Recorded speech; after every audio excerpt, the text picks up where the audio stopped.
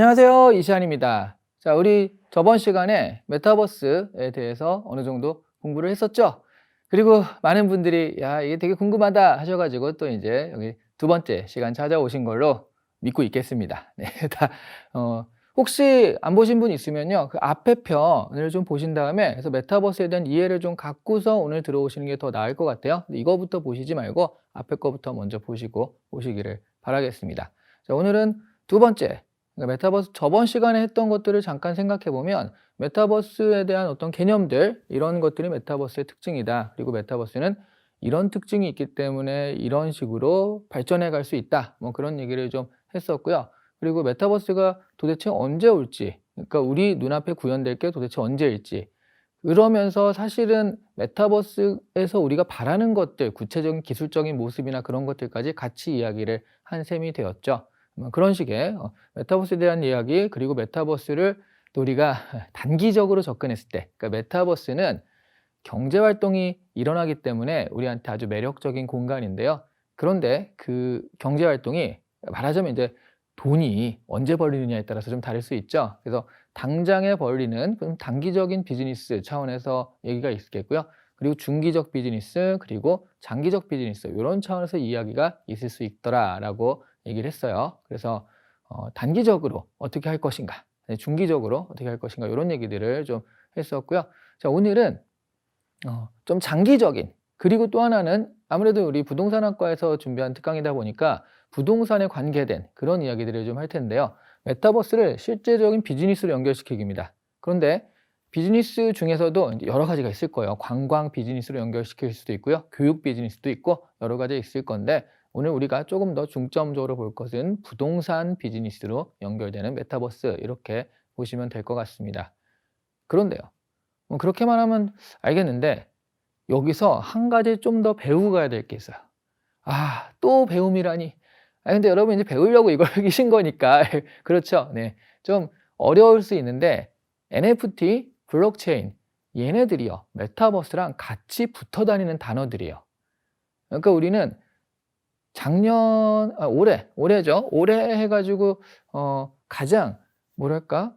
이야기는 많이 듣는데 도무지 들어도 뭔지 모르겠는 3대 단어가 있죠. 3대 키워드. 메타버스, 블록체인, NFT 이겁니다. 정말 많이 나오거든요. 그래서 사람들이 인제 "아, 이런 거는 들어는 많이 봤어."라고 하는데 막상 "그래서 그게 뭔데?"라고 하면 "응? 그래서 나한테 무슨 쓸모가 있어? 응?" 이렇게 되는 단어들이었어요. 얘네들이 다 연결될 수 있습니다. 메타버스 연결될 수 있는데, 그리고 그 연결돼 가지고 어떻게 그것들을 활용하는지가 사실은 굉장히 중요해요. 그런 부분부터 NFT의 개념에 대해서 정확히 아셔야지, 그래서 얘가 부동산 메타버스라고 할 수 있죠. 그러니까 디지털 자산이라는 개념이 생기고 그러면서 실제로 이런 것들이 활발하게 이루어질 수 있거든요. 부동산 메타버스로 연결될 때는 NFT라는 개념은 아주 필수적인 개념이 되겠습니다. 자, NFT. 많이 봤잖아요. Non Fungible Token 해 가지고요. 이렇게 갈아 끼울 수 없는 토큰이에요. 그러니까 대체 불가능 토큰인 거죠. 이거를 그냥 Non Fungible Token을 그대로 영어로 직독직해한 게 그겁니다. Non Fungible Token, 대체 불가능 토큰. 그렇죠. 그럼 좀 이해하기 쉽게 은유적으로 좀 얘기할 수 없나? 없습니다. 이거예요. 대체 불가능 토큰이에요. 이거 이상 더 뭔가 개념적으로 탁 여러분한테 줄 수 있는 게 많지 않아요. 자, 이게 다른 게 아니라 Non-Fungible Token이라는 건 이름표를 달아주는 행위다라고 얘기를 했어요. 여러분, 어떤 똑같이 생긴 것들이 있으면 가령 우리 어린 왕자 얘기 혹시 기억하시죠? 어린 왕자를 보면 어린 왕자에서 여우가 같이 이제 딱 왔을 때 어린 왕자가 조언을 해서 여우와 친해지는 그런 얘기가 있잖아요. 여우가 친해지는데, 그래서 네가 뭐 4시에 만나 그랬으면 3시부터 기다려. 그 1시간 전부터 행복해질 거야. 막 이런 얘기들을 막 합니다. 또 어린 시절 생각이 좀 나시죠? 네. 그러면서 서로 간의 관계 맺기. 이 여우는 여러 마리가 있지만 이 여우와 내가 관계 맺음으로써 나만의 여우가 된다. 그쵸? 예. 나의 친구, 나만의 여우가 된다. 이런 개념이에요. Non Fungible Token이 별게 아니라요. 그러니까 똑같이 생긴 것들이 있어도요. 이름표를 달아서 토큰을 달아주는 거예요. 그럼 1번, 2번, 3번, 4번, 5번 해 가지고 똑같이 토큰을 달아주는데 얘랑 다른 게 뭐냐? 얘는 456번이니까 얘는 1번이니까 생긴 건 똑같은데. 그렇죠? 그러면서 구별이 되기 시작을 하고요. 사실 이게 디지털상에서 디지털은 그냥 복사해 버리면 끝이잖아요. 똑같은 걸 금세 만들 수 있는 게 디지털인데 거기다가 토큰은 복사가 불가능합니다. 그러니까 내가 이거를 복사를 하더라도 1번 토큰이 그대로 복사가 안 돼요. 이름표는 안 가는 거죠. 그럼 이거는 유일무이한 게 하나로 딱 남게 돼요. 디지털에선 금방 복사할 수 있을 것 같은데 그런데 이거는 대체가 불가능하기 때문에 적어도 이거는 1번이고요. 누군가 이걸 복사해 가지고 만들었다라고 한다면 다시 해 가지고 2번, 3번을 붙일 수 있겠지만 이거랑 똑같은 건 안 나온다라는 개념이죠. 그게 뭐요? 그게 왜? 예. 자, 이게 왜 그러냐면 일단 여러분 이걸 하기 위해서 이제 블록체인이나 이런 개념을 살짝 좀 아셔야 돼 가지고 요거 얘기를 좀 드리면 보통은요. 이런 식으로 그러니까 블록체인을 했을 때는 요거는 블록체인 전 단계예요. 어떤 부동산이라든가 아니면 금전 거래라든가 이런 것이 있었을 때 중앙이 있습니다. 중앙은행이 뭐 부동산이면은 여기다가 은행에 돈을 넣었다가 여기서 뿌려주고 여기서 다시 넣었다가 뿌려주고 하는 식으로 은행이 그런 금전 거래를 가운데서 딱 잡고서 컨트롤하게 되죠. 예, 이런 중앙이 있어요. 그런데 블록체인으로 가면요. 말하자면 서로 간의 보증이라고 해서 중앙이 없어요. 그렇죠? 네. 자, 여러분들이 이런 거죠. 이게 스마트 컨트랙트라는 개념이 있는데요.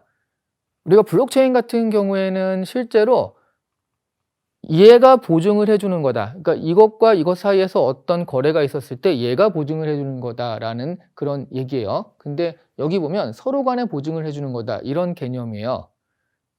되셨나요? 네. 그래서 얘가 얘한테 집을 샀대. 이런 것들을요. 여기서는 얘가 얘한테 집을 사면 여기서 기록해가지고 그래 그렇구나 뭐 등본해주고요. 뭐 그런 식으로 컨트롤하는데 여기서는 이 집을 샀대. 그럼 너도 알고 너도 알고 너도 알고 너도 알고 여기 참여하는 사람 모든 사람은 다 아는 거예요. 그래서 얘가 나 그런 산 적 없어 라고 발뺌을 해도 여기 있는 모든 사람들이 다 증인이 되니까 그 발뺌할 수가 없게 되죠. 예, 그래서 정보를 블록에 나눠가지고 서로 가지고 있는데 그게 체인으로 연결되면서 우리가 블록체인이다라고 말을 하는 겁니다. 근데 여기서는 그래서 이 중앙에서요. 중앙이 물론 굉장히 우리가 신뢰감을 가지고 사죠. 근데 중앙에서 조금 장난질을 친다.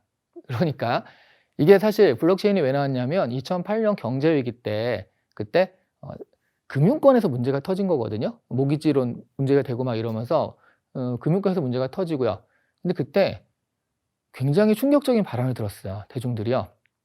그때 연방준비위원회에서 돈을 막 빌려주니까 다큐멘터리 제작하는 사람들이 가가지고 물었단 말이에요.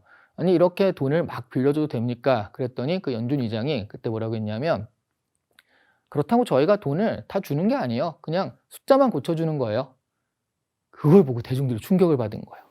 여러분 대출받아서 집 사고 뭐 그랬을 때 은행이 나한테 돈을 준다라고 생각하죠.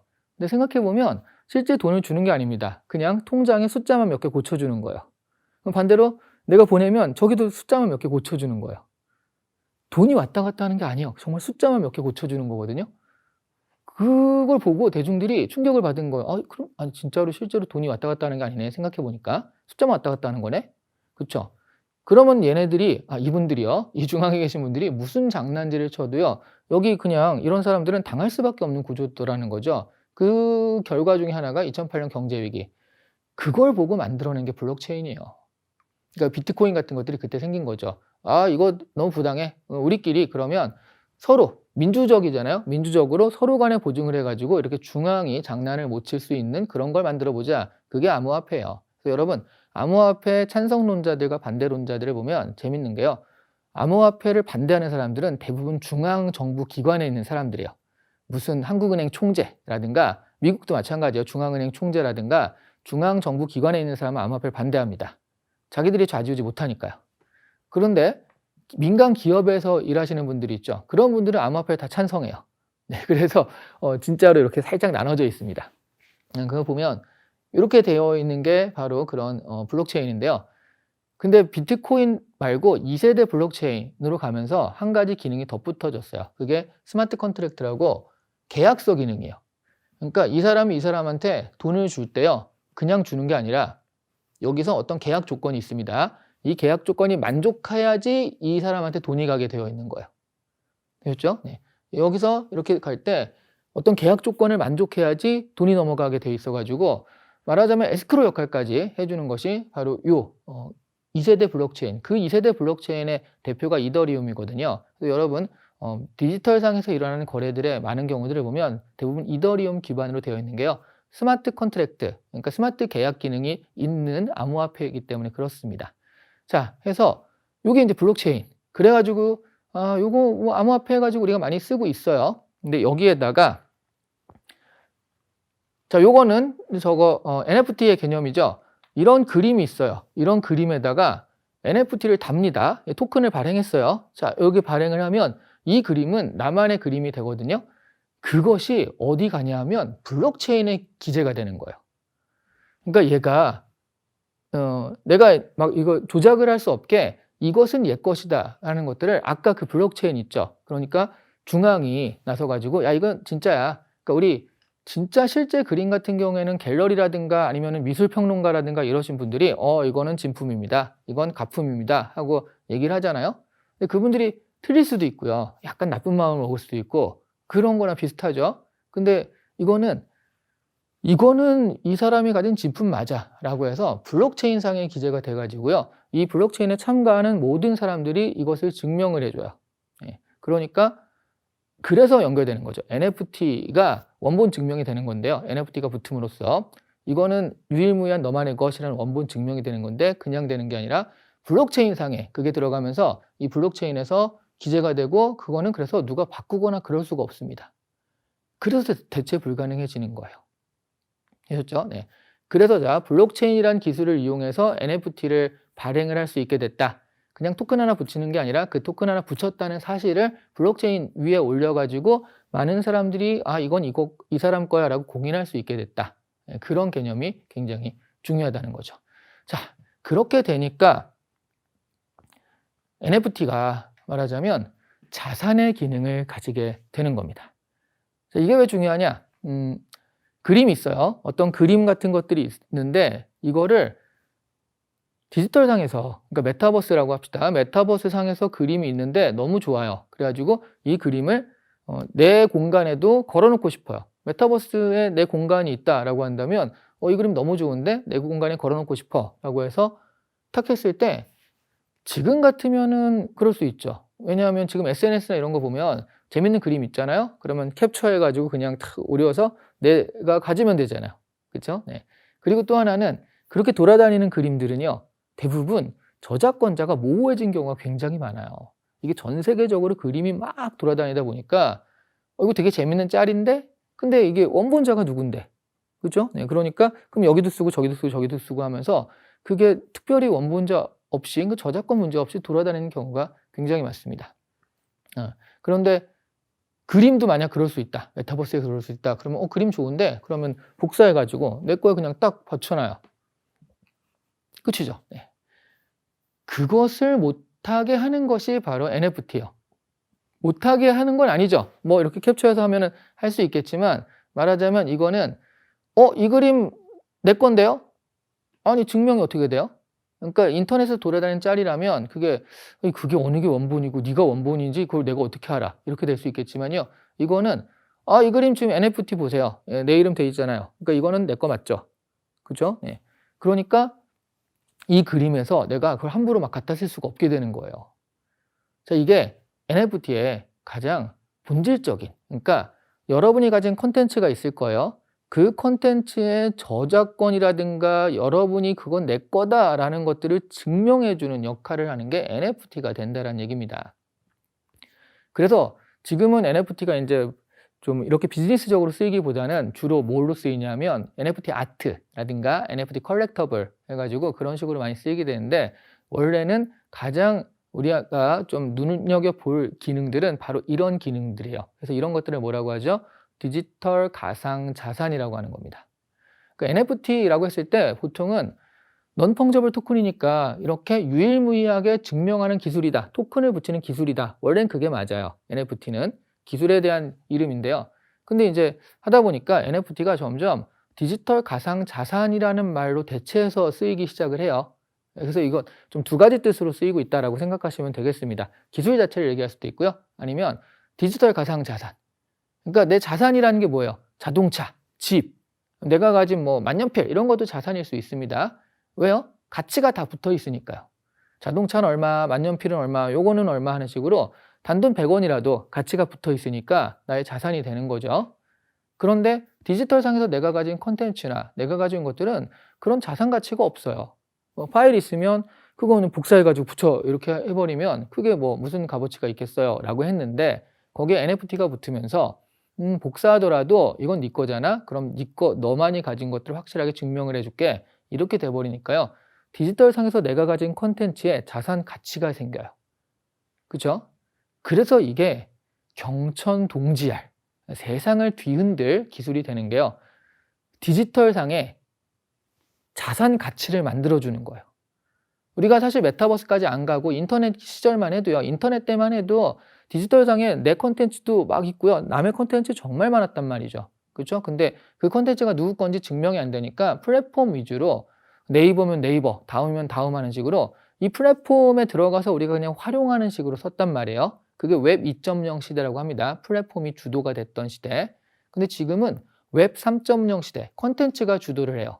자, 예를 들어 넷플릭스가 있었고 디즈니 플러스가 있어요. 넷플릭스가 디즈니 플러스가 한국에 런칭될 때 와, 디즈니 플러스 오면은 넷플릭스 위험하지 않나? 라고 했었는데 그 무렵에 뭐가 터졌냐면 넷플릭스 오징어 게임이 터졌습니다.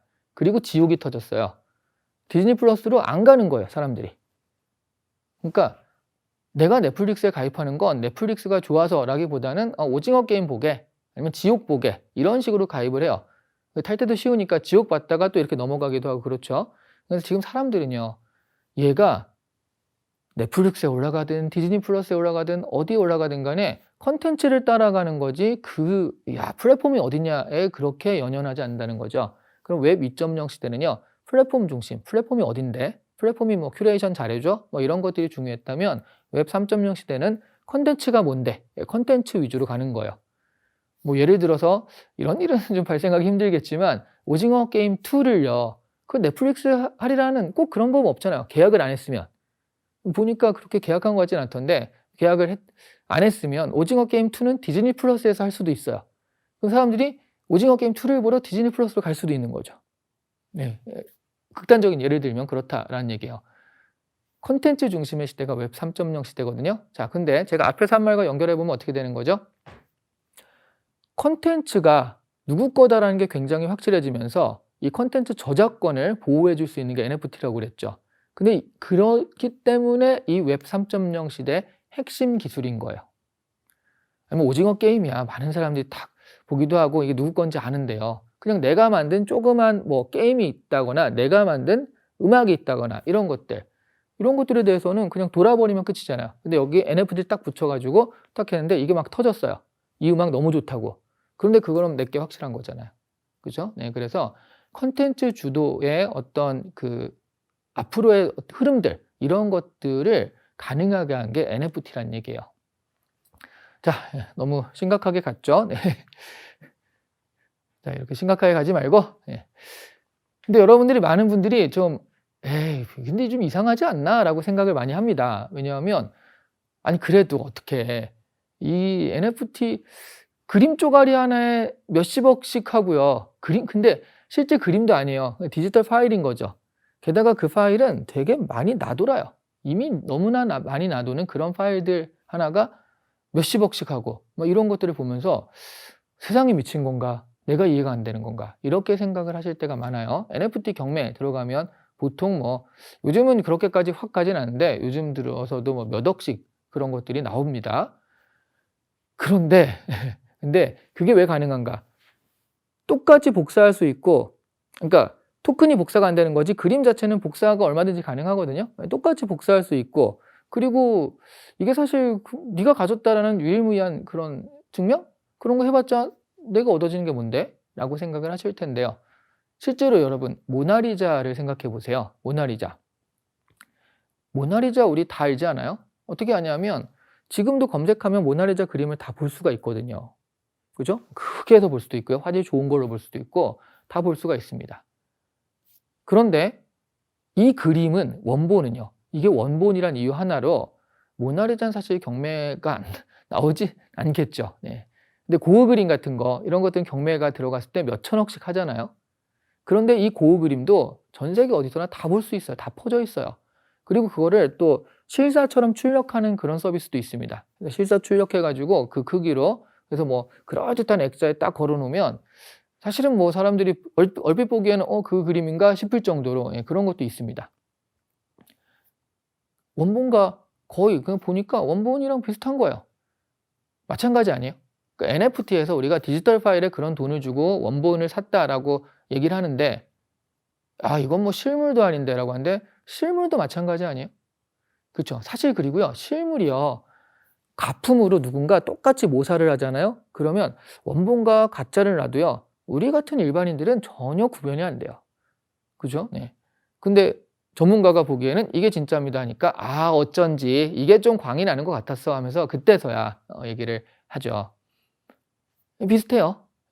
자, 그러니까 사실은 디지털 작품에 뭐 돈을 투자한다. 이게 디지털이라서 좀 이게 맞나 싶은 거지 사실 우리가 그동안 했던 것도 그렇게 다르지 않더라는 거죠. 그러면 왜 이 원본은 몇 천억씩 할까요? 유일무이한 딱 하나의 판본이기 때문에 그렇죠.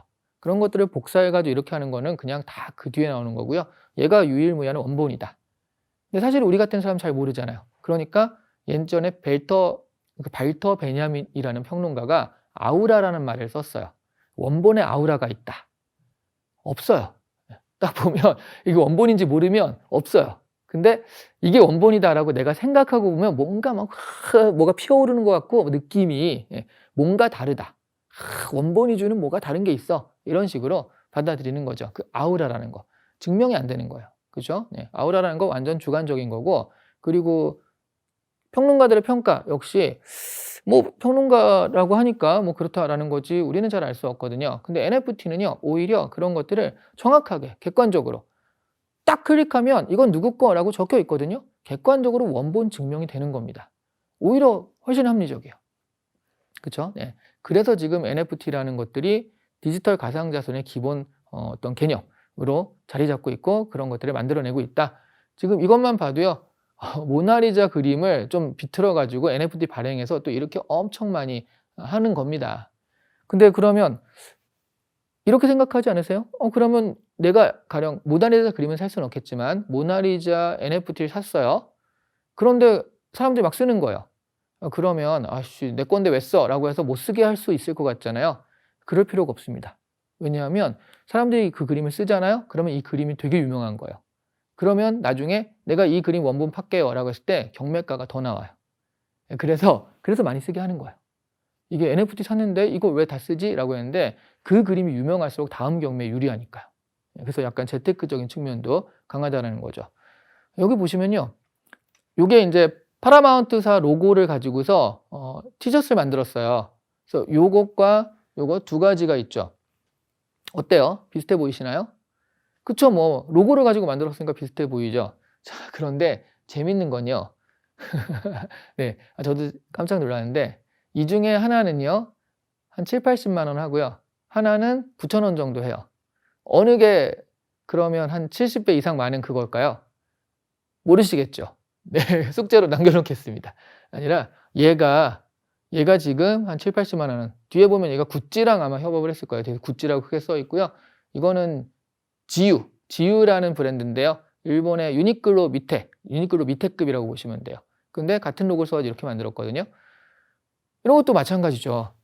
이게 구찌다. 이쪽이죠? 아니지 이쪽이지. 네. 나도 헷갈리네. 네. 이쪽이 구찌다라고 우리가 의미를 부여하는 순간 얘가 어쩐지 내가 보기에 좀 고급스러워 보였어. 이렇게 하는 거지. 지금 이거 둘 중에 어느 게 더 비싼 것 같아요?라고 했을 때 뭐 이게 더 비싸다고 생각하시는 분도 있겠지만 70배 이상 비싸다고 생각하긴 힘들 거예요. 그렇죠? 네. 그런 것들이 의미를 부여해 주는 겁니다. 구찌라는 어떤 브랜드를 주는 건데요.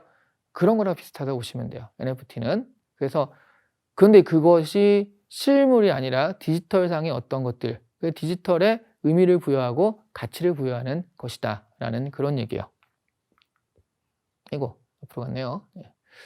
자, 뒤에 보시는 이 그림은요. 그라임스라고요. 캐나다 가수고, 그리고 사실은 캐나다 가수보다는 우리한테는 일론 머스크의 연인으로 유명하신 그렇게 더 알려지신 분인데, 이분이 NFT 그림을 경매를 해서 판 겁니다. 이 그림 하나가 얘가 한 60억 정도, 지금 환율로는 그 정도를 받았습니다. 근데 이 그림이 실제로 이런 그림이 있는 게 아니라 디지털 파일이에요. 디지털 파일에 이거는 당신이 당신이 가진 그게 유일무이한 원본입니다 라고 알려주는 거죠. 근데 보면 유일무이하지 않잖아요. 저도 이 그림을 쓰고 있잖아요. 아까 말씀드렸듯이 이 그림을 쓰는 것을 제재하지 않습니다. 오히려 유명해지니까 더 좋고요. 그런데 이런 것들이 왜 가치가 있느냐, 계속 말씀드렸지만 NFT를 붙임으로써 자산 가치를 인정받게 된다라는 그런 얘기죠.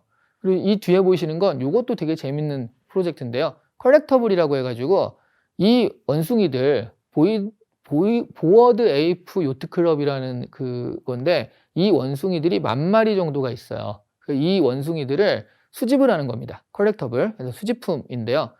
얘가 한 10,000마리 정도 있거든요. 그러니까 한정돼 있어요. 그러면 10,000마리가 다 팔리면 그 다음에 그걸 가지고 서로 주고받고 주고받고 하면서 팔잖아요. 이 원숭이 한 마리가 요즘 들어 한 마리 20억에서 30억 정도의 거래가 됩니다. 장난 아니죠? 예.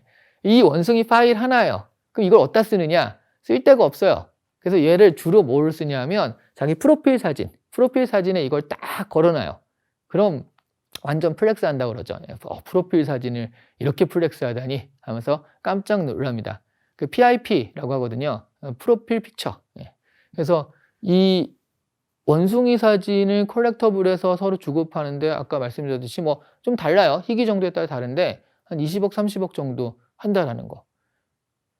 이것 때문에 여러분들이 NFT에 대해서 오히려 더, 저도 이제 이렇게 알려드리니까 이렇게 돼버리잖아요. 그렇죠? 네. 근데 이게 뭐라고요?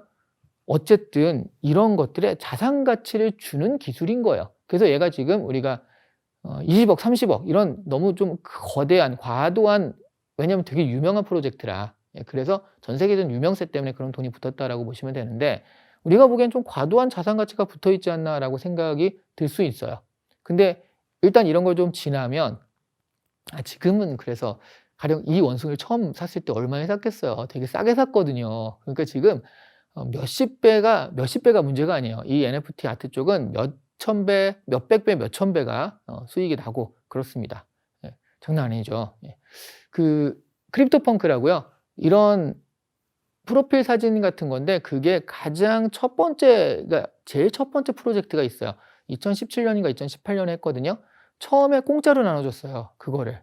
근데 지금은 그거 하나가 이거보다 이제 훨씬 더 못생긴, 뭐랄까, 더 이제 비트가 떨어지는 거거든요. 그래서 못생긴 그런 프로필인데, 그 프로필 사진 한 장이 지금 몇십억씩의 거래가 되고 있어요. 공짜로 받았는데. 한 3, 4년 만에.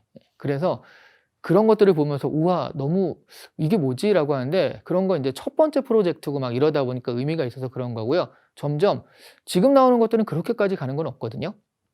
점점 그래서 디지털 상에 그냥 이런 프로필 사진 할 만한 이런 것들도 자산 가치를 가지게 되었다, 이런 개념이라고 생각을 하시면 될 거예요.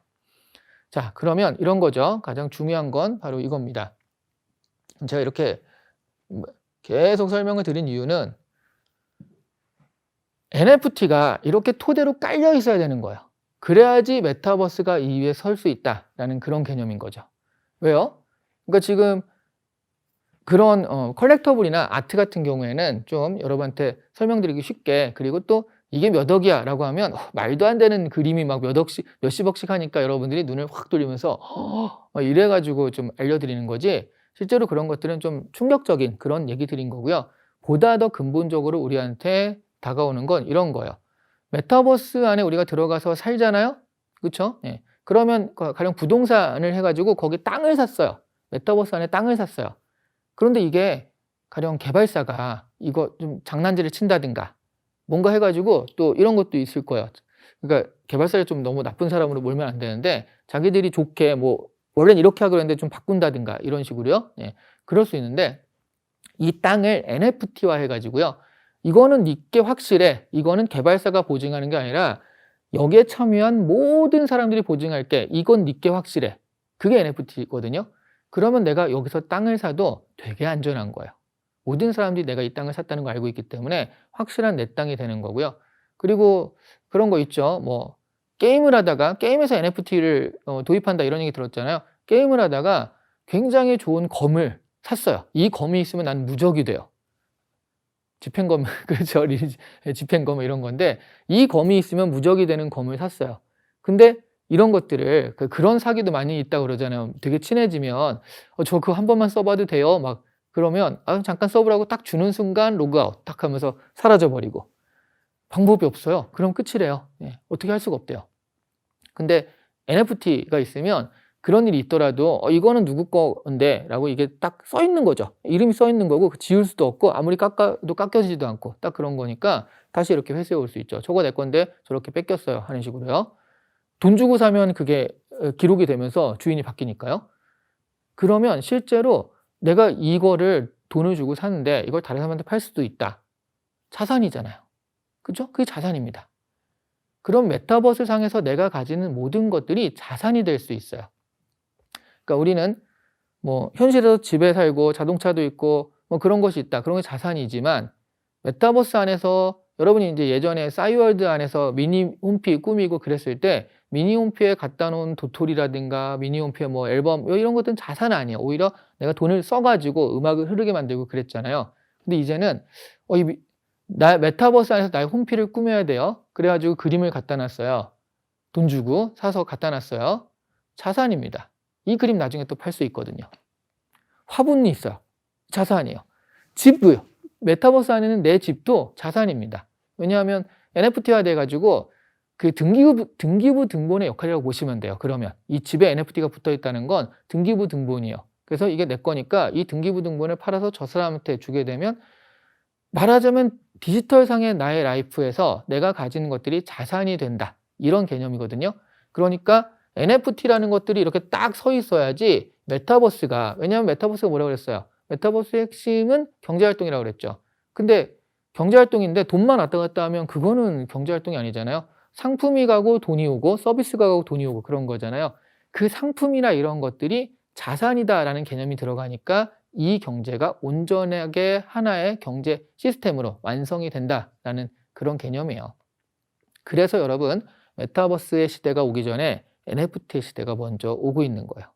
이게 먼저 쫙 깔려야지 디지털 가상자산, 이 디지털에 있는 이 것들이 전부 다 자산이 될 수 있다라는 개념이 있어야지 실제로 메타버스 안에서 일어나는 모든 경제활동들이 의미를 가지게 된다. 이렇게 생각하시면 되겠다라는 거죠.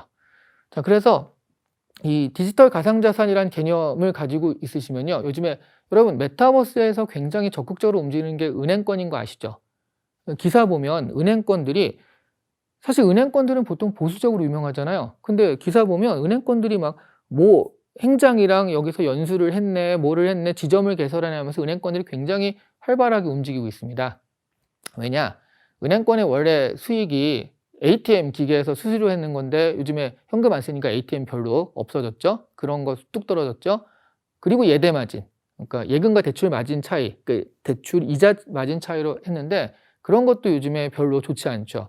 새로운 파일을 찾아야 되는데 그게 뭘로 봤냐면 디지털 세계에서 자산이 생기면 그게 금융이 되거든요. 그대로. 그렇죠? 그래서 디파이 같은 거.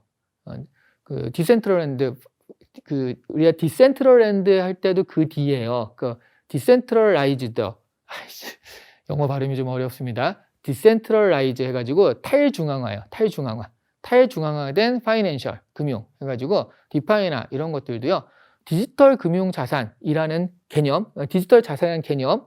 그러니까 내가 디지털 자산으로 맡겨가지고 그 담보가 되는 거잖아요. 이게 돈이 되는 거니까, 담보가 되는 거니까 돈을 빌려줄 수가 있어요. 그걸로. 근데 메타버스상에서 이루어지면 아무래도 암호화폐 위주로 되겠죠. 실제 돈보다는. 근데 암호화폐를 요즘엔 암호화폐 거래소에서 바로 현금으로 바꿀 수가 있으니까요. 그래서 이 디파이나 은행권의 이 행보도요. 디지털 가상자산이라는 이 개념으로 메타버스 상에서 이런 것들이 담보의 역할을 할 수 있다, 돈이 될 수 있다라고 하는 순간 은행이 할 수 있는 일이 2배가 되는 거예요.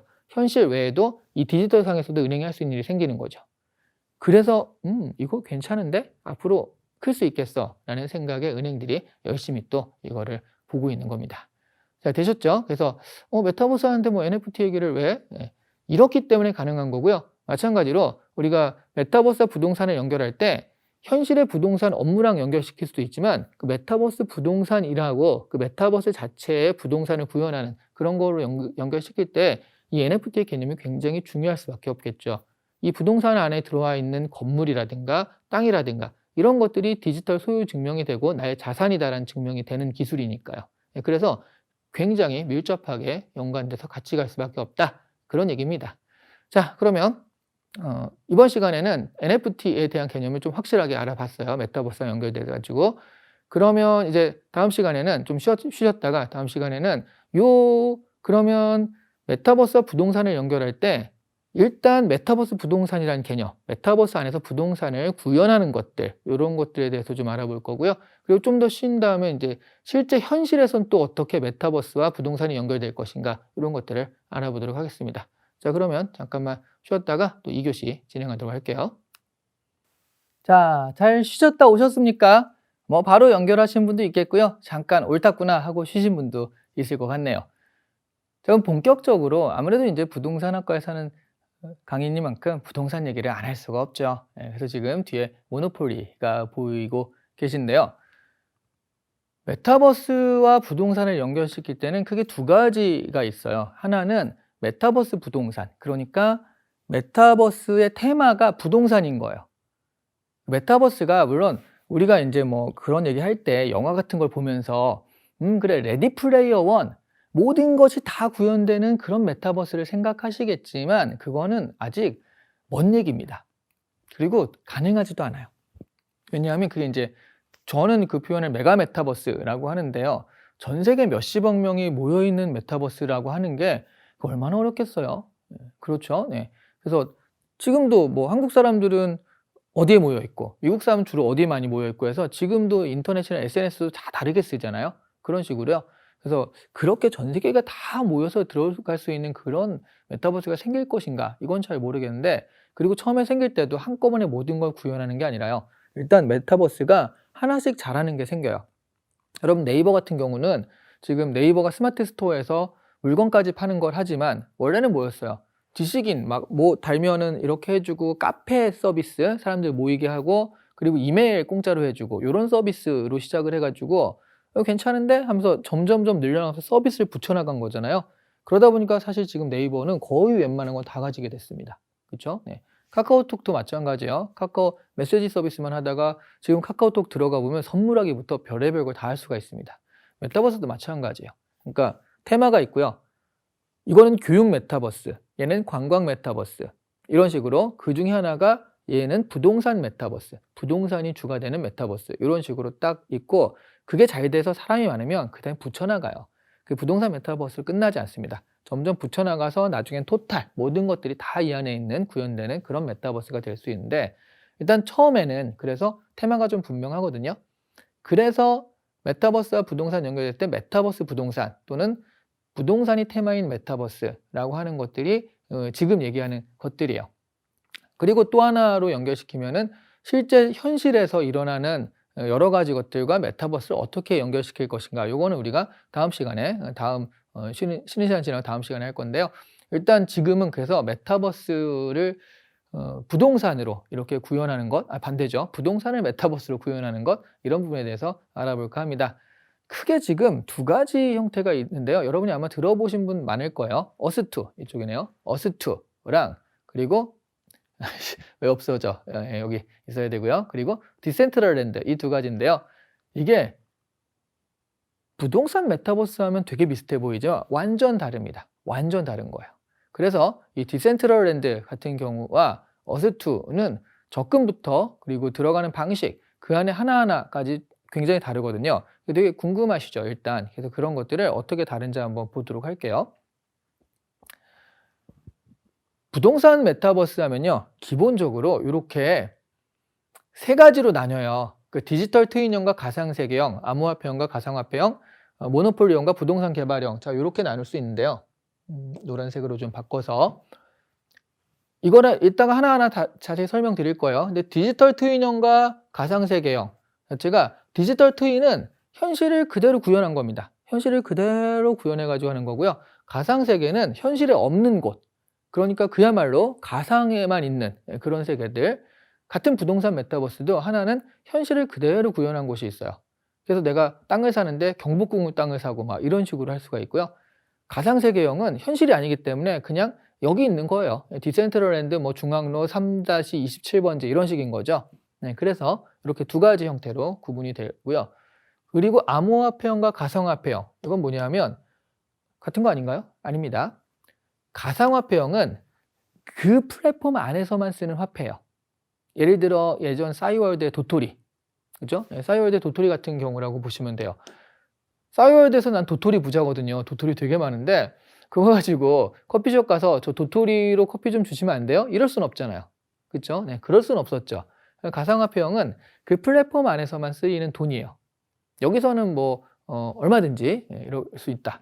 암호화폐형은요, 플랫폼 안에서 그 돈을 가지고 거래를 하는데 이걸 가지고서 내가 다른 데 가가지고 쓸 수가 있어요. 왜냐하면 암호화폐 거래소가 있기 때문에.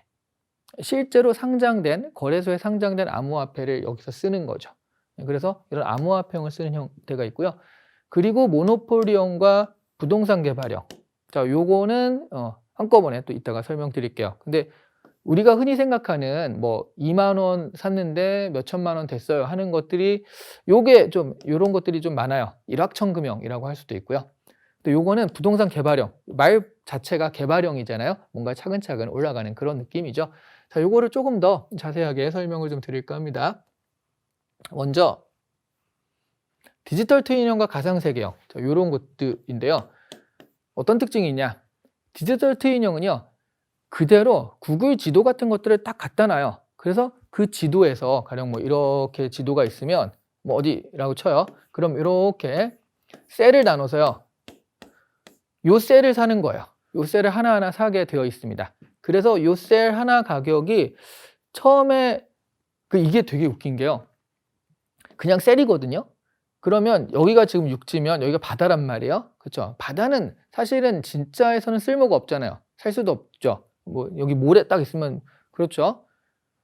근데 여기서도 그래요. 여기서도 여기 되게 좋은데 땅 같은 데는 비싸고요. 이렇게 바다 끼고 있는 데는 싸고 그래요. 아니 근데 여기는 어차피 똑같은 디지털 셀인데도 불구하고, 그래서 이 디지털 트윈형은 어디 위에 있느냐가 굉장히 중요합니다. 자, 디지털 트윈형 같은 경우는 그래서 정말 땅 따먹기라는 개념이라고 보시면 될 것 같아요. 그러면 다른 건 아닙니다. 이게 가령 서울이 있다. 그럼 서울을 이렇게 해가지고 이 땅을 산다라고 했을 때 어디를 살 것이냐? 유명한 데 사야 되는 거예요. 그래야지 그 다음에 올라요. 이 디지털 트윈형 같은 경우는 실제로 어디가 어떻게 오를 것이고 아닐 것인지가 부동산 정보랑 굉장히 일치해요. 그래서 어스투 같은 것이 굉장히 유명하다고 그랬잖아요. 어스투 카페나 이런 데를 들어가 보면 부동산 정보를 교환해요. 물론 어스투 얘기도 많이 하지만 이런 거 있잖아요. 어디에 호재가 터져가지고 지하철이 들어온대. 그러면 이 디지털 트윈 이 안에서도 거기가 올라요. 가격이. 웃기죠? 예를 들어 전 세계적으로 보자면 도쿄올림픽 끝난 다음에 파리가 올랐어요. 왜 그럴게요? 다음 올림픽 개최지가 파리니까요. 그리고 뭐 어디에 유전이 터졌다 그러면 그 지역 가격이 오르고 막 그렇습니다. 그래서 디지털 트윈형은 현실을 그대로 구현했기 때문에 이게 현실의 부동산 정보라든가 현실의 어떤 느낌들을 그대로 따라갑니다. 그러니까 사실 얘는요, 조금 생각할 여지가 많죠. 왜냐하면 내가 현실의 부동산 정보를 알면 여기서 이게 오르면 얘도 오르겠다 이런 거 아니까 이거는 내가 보고서 판단할 여지 많아요. 그래서 이제 디지털 트윈형 같은 경우에는 그런 특징이 있고요. 얘가 그런 걸로 유명하죠. 제가 어스투 얘기도 저번에 했던 것 같은 기억이 드는데요.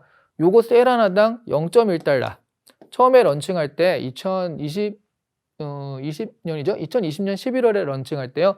요 셀 하나가 0.1달러였는데 근데 지금 2021년 11월에는 이 셀 하나가 한국은 39달러 정도 되고요. 미국이 한 62달러 정도 돼요. 0.1달러가 39달러가 됐으니까 390배가 된 거고요. 1년 만에. 미국은 620배가 된 겁니다. 아니, 말이 620배지 여러분 여기가 미친 척하고 1억 넣었다고 생각해 보세요. 그럼 620억인 거예요.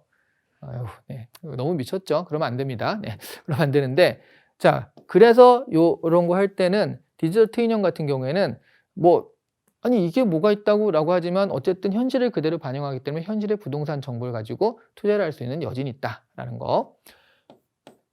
가상세계형. 이거는 없는 세계잖아요. 그러니까 이런 정보가 없어요. 어떤 데를 사면 좋은지 안 좋은지 그런 정보가 없습니다. 네. 그래서 가상세계형 같은 경우에는 실제로 그냥 여기서 그치는 것이 아니라 나중에 나오는 부동산 개발형과 같이 가가지고, 그러니까 실제로 내가 개발을 해가지고 가치를 올리는 방법, 그런 것들이 있고요. 아니면은 또 가상세계형 같은 경우는 메타버스로 구현이 되는, 이거는 디지털 트윈형은요, 그냥 지도와 셀과 사고 팔기 기능밖에 없는 경우가 굉장히 많아요. 아바타도 없어요. 이게 그냥 게임 아닌가 하는 정도로, 네, 그런 경우가 굉장히 많습니다. 근데 가상세계형 같은 경우에는 그런 식으로 했을 땐 그거 누가 사겠어요? 이 아바타가 있고요. 우리가 아는 메타버스, 그러니까 사람 나가서 돌아다니고 건물 있고 막 그런 것이거든요. 그러니까 우리가 생각하는 메타버스에 좀 더 가까운 건 얘예요. 보통. 그런데 그러면 아바타들이 돌아다니잖아요. 아바타들이 소환되는 곳이 있어요. 촥 하면 주로 이 지역에서 소환이 딱 돼. 아니면 여기서 포털을 타고 넘어가면 저쪽에서 소환이 돼 라고 하면 그쪽이 굉장히 통행이 빈번하겠죠. 통행이 빈번한 곳의 가격이 높아요. 랜드로 보자면.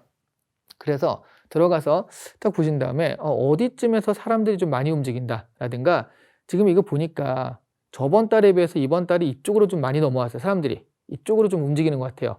그러면 이 추세라면 다음 달이나 그 다음 달은 여기까지 갈 테니까 그럼 이쪽 땅을 좀 사나 볼까? 뭐 이런 식으로. 네, 그래서 이 안에 사람들이 움직이는 동선이나 이런 것들을 본 다음에 그 구매를 하는 형태가 이제 가상세계형이라고 보시면 되겠습니다. 자, 그리고요. 암호화폐형과 가상화폐형, 요거 다르다고 그랬죠. 자, 그래서 가장 다른 건 이겁니다. 가상화폐는요, 그냥 내가 부동산 메타버스에서 부동산을 팔아가지고 돈을 많이 벌었어요. 와, 좋아. 근데 갑자기 이 개발사가 날라버렸어요. 이게 없어졌어요. 끝나는 거예요. 아무것도 없어요. 나한테는 남는 게 아무것도 없습니다. 그렇죠? 왜냐하면 그래서 우리 싸이월드도 없어졌을 때 도토리 날리신 분 많잖아요. 그래서 도토리 다시 찾아주기 막 이런 거 하고 그랬었잖아요. 그러니까 가상화폐형 같은 경우에는 이게 정말, 그리고 또 하나는 이 개발사가 찍어내는 돈이잖아요. 그럼 개발사가 막 그냥 많이 찍어내서 인플레이션을 만들 수도 있고요. 갑자기, 그러니까 무슨 이벤트를 한다고 해서 쫙 나눠줘 가지고 인플레이션 돼 가지고 내 자산 가치가 낮아질 수도 있고 그렇게 될 수 있거든요. 그러니까 개발사의 농간이 작용할 수가 있다. 그리고 어스2. 어스2 할 때 가장 큰 단점이 뭐냐면, 이게 어스2라는 플랫폼이에요. 그러면 A라는 사람과 B라는 사람이 이렇게 서로 거래를 했습니다. A가 집을 팔고요. B가 이 사람한테 돈을 줘요. 자, 그런데 돈을 줄 때 이렇게 못 준다는 거죠. 이렇게 못 주고요. 왜냐하면 이 돈이 가짜 돈이잖아요. 여기서 쓰이는 부르마블의 그 돈이나 마찬가지예요. 그래서 이게 진짜 돈이 되려면, 그러니까 내가 여기서 뭐 도토리가 20만 개 있어라고 해봤자 그 쓸 데가 없으니까 실제 현실의 돈으로 바꿔야 될 거 아니에요. 그렇죠? 그럴 때 이 개발사가 여기서 관여를 할 수밖에 없어요. 그래서 얘가 이렇게 해가지고 돈을 줬어. 그래서 이 사람이 돈을 가져오는데 이 돈이 그냥 도토리 정도라면 현금으로 할 때는 개발사한테 얘기해가지고 나 이거 돈으로 바꿔주세요 하면 개발사에서 그때 현금을 지급을 해주는 거예요. 그렇죠? 네. 그래서 이 개발사가 좀 땀만 먹고 농간을 부린다. 그러면 이제 사실은 위험에 노출될 수밖에 없는 게 가상화폐형인 거죠. 실제로 어스2 같은 경우는 이 사람이요, 여기서 땅을 판 다음에 내가 그럼 이거 현금으로 받겠어라고 개발사한테 요청 메일을 써야 돼요. 제가 이렇게 해가지고 요청을 하면 개발사에서 그거 확인한 다음에 이렇게 돈을 주거든요. 잘 안 줘요. 그게 또 영어로 쓰고 그래야 돼서 그런지 몰라도 뭐 보완을 해라, 뭐가 안 된다, 연락도 잘 안 되고, 아예 안 주면 사기니까 그렇진 않은데 이게 받을 때 뭐 한 달 걸렸다라는 분도 있고요. 굉장히 좀 이게 원활하게 돌아가진 않는다라고 하더라고요. 그래서 실제로 가상화폐형 같은 경우에는 이런 식의 위험은 항상 상존해 있을 수밖에 없다라는 겁니다. 대신 거래 같은 건 쉬워요. 왜냐하면 이런 사람들이 돈을 줄 땐 잘 안 주는데 받는 건 되게 잘 받아요. 입금하면 그걸 확 이렇게 가져가. 네, 주세요 그러면 안 주려고 막 이래요. 그러다 보니까 내가 이걸 사기 위해서 돈을 뭐 거래를 하고 이런 것들은 좀 쉬워요. 하긴 쉬운데 근데 이게 받을 때 뭐 이런 분들 개발사의 역할이 너무 크니까. 자, 그럼 암호화폐형은 어떠냐라고 한다면 암호화폐형은요. 자, 이 플랫폼 안에서 돈이 A와 B가 이렇게 왔다 갔다 하잖아요. 그럼 얘가 이쪽으로 돈을 줬어요. 이 돈을 개발사가 없이 그냥 이렇게 얘가 밖으로 나가서 암호화폐 거래소에서 자기가 바꿀 수가 있어요. 갖고 있을 수도 있고요. 아니면 거래소 가가지고 거래소는 그 주식 거래하듯이 암호화폐 거래하는 곳 있잖아요. 비트코인 나 얼마에 사겠어요. 또는 내 비트코인 팔겠어요 하는 식으로. 이거는 이 가상화폐는 여기서만 쓰이는 거지만 이거는 거래소에 상장이 되어 있기 때문에 그래서 이 가상화폐를 여기서 쓰면은 내가 그냥 현금으로 찾는 것이 된다. 개발사의 어떤 농간도 들어갈 여지가 없고요. 개발사가 여기서 그럼 나 스스로 이만큼 줘라고 할 여지도 없죠. 그래서 암호화폐형 같은 경우가 있는데요. 아, 그럼 다들 암호화폐형 하지 왜 가상화폐형 해? 라고 하지만 이게 그러니까 뭐 암호화폐도 써야 되고요. 블록체인 기술, NFT 등등 해가지고 그게 다 들어가야 돼요. 기술적으로 이렇게 하는 건 금방 할 수 있는데 이런 것들은 많이 특히 규제 이런 것도 있어가지고 쉽진 않아요. 만드는 게 쉽진 않고요. 그리고 또 하나는 거래할 때요. 그러니까 말하자면 나는 이걸 거래하기 위해서 암호화폐 거래를 해야 되거든요. 그러면 안 하시던 분이 암호화폐 거래소에 이 암호화폐 뚫고 여기 다시 하고 이러기가 그러니까 단계가 있어가지고 진입장벽이 생겨버려요. 이게 좀 하다가 그래서 그런 장단점이 같이 있다라고 보시면 됩니다. 암호화폐형과 가상화폐형. 그 부동산 메타버스 안에서 어떤 화폐를 쓰느냐에 따라서 이렇게 또 두 가지로 갈릴 수 있다라는 거죠. 자, 그리고 세 번째는 모노폴리형과 부동산 개발형. 자, 제가 이렇게 이름을 붙였는데요. 모노폴리형 같은 경우는 진짜 그냥 땅을 샀다가 파는 거예요. 에? 이게 뭐지? 그렇죠. 뭐, 네. 땅을 샀다가 파는 겁니다. 그러면 이 땅이 안 팔리면 끝이에요. 그게 위험한 거죠. 예. 내가 땅을 샀는데 되게 싸게 샀어. 0.1달러에 샀어요. 근데 이게 엄청 해가지고 30달러가 됐다. 그럼 난 300배를 번 거지만 0.1달러에 샀어요. 근데 아무도 내 뒤에 사는 사람이 없어요. 그럼 난 0.1달러를 날린 거예요. 싸게 산 게 아니라 날린 거죠. 그러니까 이 부동산 메타버스의 가장 위험한 점, 실제 현실의 부동산도 그렇잖아요.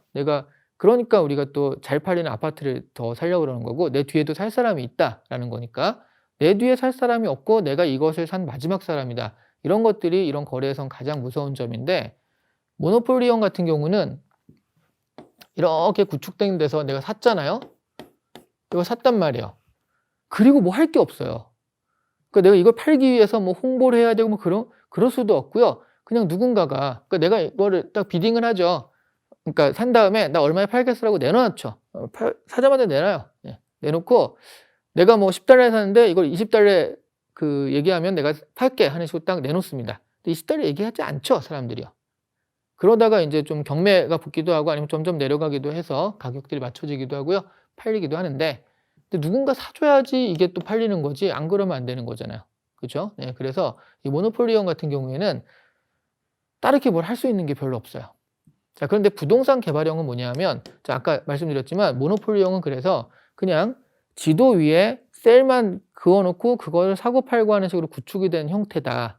그렇죠? 근데 부동산 개발형은 실제 메타버스처럼 안에 들어가서 활동하고 여러 가지 것들이 일어날 수 있게 만들어진 게 부동산 개발형이다 라고 했습니다. 부동산 개발형은요. 내가 땅을 샀잖아요. 근데 이게 좀 외졌어요. 그러면 여기다가 건물을 지어요. 이렇게 건물을 지어가지고요. 가령 이 건물을 갤러리로 만들 수가 있어요. 갤러리 기능을 넣어가지고 그럼 여기서 NFT 그림을 파는 갤러리로 만드는 거죠. 그럼 사람들이 여기 NFT 그림 파네. 내 그림뿐만 아니라 사람들한테 그냥 여기서 팔아라. 내가 여기 전시해 줄게. 진짜 갤러리로 전시해 줄게. 대신 얼마 정도 수주만 줘. 이런 식으로 또 거래를 할 수도 있고요. 자, 그러면 진짜 갤러리 역할을 하는 거죠. 그럼 사람들이 여기 살려고 갤러리를 왔다 갔다 하는 거예요. 왔다 갔다 하니까 통행이 늘죠. 그러면서 여기 땅값 가치도 올라가죠. 어때요? 실제 부동산 우리 개발하는 거랑 비슷하죠. 그렇습니다. 그래서 좋은 건요. 그러니까 현실에서 이런 부동산 개발을 하면 돈이 많이 드는데 여기는 아무리 건물을 뻑적지근하게 크게 올려도요. 그냥 그 디자인 값 정도만 들어가는 거죠. 여러분이 할 수 있으면 여러분이 직접 하면 되고요. 못하면은 그냥 이렇게 이 건물들 디자인해줘 라든가 하시면 충분히. 실제로 디센트럴랜드 같은 데서는 이렇게 한 다음에 사람들이 자기 극장을 만들기도 하고요. 네, 진짜로 극장을 만들어서 영화를 상영해요. 그리고 그 값을 받는 거예요, 이 사람들한테. 웃기죠. 예. 근데 중요한 건 이 값을 받아가지고 뭐 소일거리, 그러니까 약간 하기도 하지만 실제로 이렇게 많이 왔다 갔다 하면서 이 건물 자체를 팔아먹을 수가 있어요, 나중에. 가치가 더 올라져가지고. 그죠? 예, 그래서 진짜 부동산 개발인 겁니다. 디센트럴랜드 같은 경우에는 그래서 개인이 살 수 있는 땅보다 기업이 들어가서 하는 경우가 많아요. 기업이 아예 통째로 입담하는 거 해가지고요. 특히 아타리라는 게임 업체가 들어왔는데 디센트럴랜드에 아타리가 땅을 크게 사가지고 카지노를 만들었어요. 그래서 실제로 카지노 하기도 하고요. 놀이동산 같은 경우도 개발돼서 들어가고 있기도 합니다. 그러니까 아 진짜 부동산이구나 라는 느낌이 드는 거죠. 자, 이렇게 말로만 하지 말고 이렇게 한번 보면요. 이게 어스2예요. 그러니까 제가 말씀드렸던 그럼 지금 6개가 있는 게 아니에요. 그러니까 뭐 이게 모노폴리언과 뭐 하는 식으로 6개가 있는 게 아니라 그 2개, 2개, 2개 하는 식으로 갈리는데 어떤 거는 이 특성, 저 특성, 저 특성 이렇게 가진다라는 개념인 거죠. 자, 그러면 지금 얘가 어스2 같은 경우인데 어스2는 일단 디지털 트윈. 지금 지도가 있잖아요. 지도를 이렇게 그대로 하고 여기서 구현했으니까 디지털 트윈. 현실을 구현한다라는 개념. 그리고 가상화폐와 암호화폐가 있는데 여기서는 가상화폐를 씁니다. 암호화폐가 아니라 그러니까 이 안에서만 거래되는 가상화폐를 쓰고요. 그리고 모노폴리언과 부동산 개발형이라고 했는데 그럼 여기는 지도 위에 하는 거니까 여기다가 내가 뭘 올릴 수는 없거든요. 모노폴리형인 거죠. 그래서 어스2 같은 경우에는 디지털 트윈의 가상화폐의 모노폴리형 부동산이다 라고 말할 수가 있어요.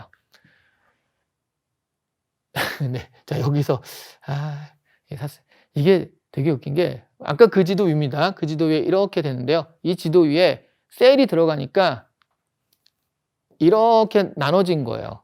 그러면 셀이라는 게 요거 하나죠. 요거 하나가 셀인데 약간 그러니까 지금 여기가 청와대예요. 청와대 위에 지금 다른 나라 국기가 덮여 있는 거죠. 다른 나라 사람이 이만큼 산 거예요. 이게 약간 이상한 거예요. 이게 디지털 코드인데도 불구하고 청와대를 하필이면 다른 나라가? 이러니까 어씨 뭐지? 약간 기분도 나쁘고 이게 디지털 트윈의 위력입니다. 실제로 보면 아무것도 아닌 거잖아요. 디지털 코드에 불과하잖아요. 그런데도 불구하고 저거 왜 남의 나라 뭐 이런 생각이 드는 거예요. 그래서 이런 데들을 사면 비싸요. 비싸게 나중에 또 누가 살 수 있고요. 이 형태 디지털 트윈에서는요. 랜드마크를 빨리 마크하는 게 되게 중요해요. 처음 나왔을 때 랜드마크 서울하면 남산타워 하는 식으로 랜드마크들이 있잖아요. 경복궁 이런 식으로 그런 데들은 계속 오릅니다. 그러지 않고 야 여기는 우리 집 있는 곳이야 라고 사잖아요. 안 올라요. 우리 집이니까 여러분밖에 안 사요. 그러니까 이거 돈을 위해서 내가 이걸 한다. 당연하죠. 이걸 할 때 뭐 그 무슨 만족감을 위해서 하진 않을 거 아니에요. 그러니까 이걸 한다라고 했을 때는 야 우리 동네야. 내가 어렸을 때 뛰어놀던 동네야. 이런 것들은 전혀 신경 쓰지 마시고요. 어차피 그냥 디지털 코드거든요. 이런 식으로 그 랜드마크 위주로 사신 다음에 그 다음 팔 것을 모색하는 것이 훨씬 낫다라는 거죠. 우리만 그런 게 아니라 여기 보시면요. 이게 지금 에펠탑이거든요. 프랑스 파리의 상징이죠. 에펠탑을 누가 샀어요? 영국 사람들이 샀어요. 영국이랑 프랑스랑 굉장히 사이 안 좋잖아요. 엄청 또 앙숙지간인데 보시면 영국 사람들이 파리의 에펠탑을 이렇게 사버렸습니다. 이런 식으로 좀 여기 한국 사람도 이렇게 샀네요. 여기 한국 사람 쭉 있고요. 에펠탑 옆에 살짝 있고 여기 일본 사람도 샀고 이게 자기 국적이 이렇게 표시가 되는데 누가 샀는지 이런 것들이 은근히 또 한국 사람들 보면 반갑기도 하네요. 저기도 한국 사람 좀 있고 그렇습니다. 이게 이제 디지털 트윈형. 자, 그리고요. 이게 이제 부동산 개발형. 그렇죠. 지금 저는 무슨 도시 그 외계 도시 같은 데 딱 있는 그런 느낌이잖아요. 그래서 부동산 개발형. 실제로 이제 이 메타버스를 이런 데서 구현하는 거예요. 이런 데 걸어 다니기도 하고 이런 거 타고 날아다니기도 하고 하는데 여기서 이제 건물을 세우는 거죠. 쭉쭉 세워가지고요. 이 건물들이 그러니까 조그맣게 제 갤러리를 얘기했지만 이렇게 크게 세울 수도 있어요. 크게 세워가지고 여기다가 임대를 준다든가 임대 사무실 그러니까 메타버스 사무실 같은 거 있잖아요. 그런 걸로 임대를 준다든가 하는 식의 방식이 있습니다. 뭐 부동산 거래로 유명한 직방 같은 경우는 메타버스의 사무실을 가지고 있죠. 그리고 자기들만 쓰는 게 아니라요. 그 4층 한 다음에 한 20층인가 30층 만들었어요. 그리고 자기는 4층만 쓰고요. 다른 층은 임대를 줘요. 예, 그래서 임대업을 하고 있습니다. 이 메타버스 이걸로요. 부동산 개발형이에요. 자, 이게 이제 크립토 복셀이라고요. 이 크립토 복셀 같은 경우에는 아까 그거는 좀 이렇게 잘 구현될 수 있으면 그렇게 된다인 거고, 아직은 그런 식으로 구현이 안 된 거거든요. 자, 이거는 현실로 지금 돌아가고 있는 메타버스입니다. 크립토 복셀이라는 곳인데, 여기서 이제 아바타가 여기를 돌아다니는 거예요. 이 길을 막 돌아다니는데 옆에 이 건물들이 개인들이 땅을 산 다음에 자기들이 만든 건물이에요. 근데 이 크립토 복셀 같은 경우에는 갤러리들이 많이 들어섰어요. 그래서 지금 웬만하면 다 갤러리들입니다. NFT 아트를 파는 갤러리들이요. 여기도 지금 살짝 아트들이 보이죠. 그래서 내가 들어가면은 그 앞에 서고요. 그리고 그 그림을 볼 수가 있죠. 그 그림을 찍으면 오픈시로 연결되면서, 그러니까 그걸 거래할 수 있는 곳으로 연결되면서 그림을 거래할 수 있게 만들어 준 곳입니다. 그러다 보니까 크립토 복셀은요, 그냥 갤러리들이 많이 있으니까 가보자, 이렇게 되는 갤러리 테마의 메타버스가 되어가고 있어요.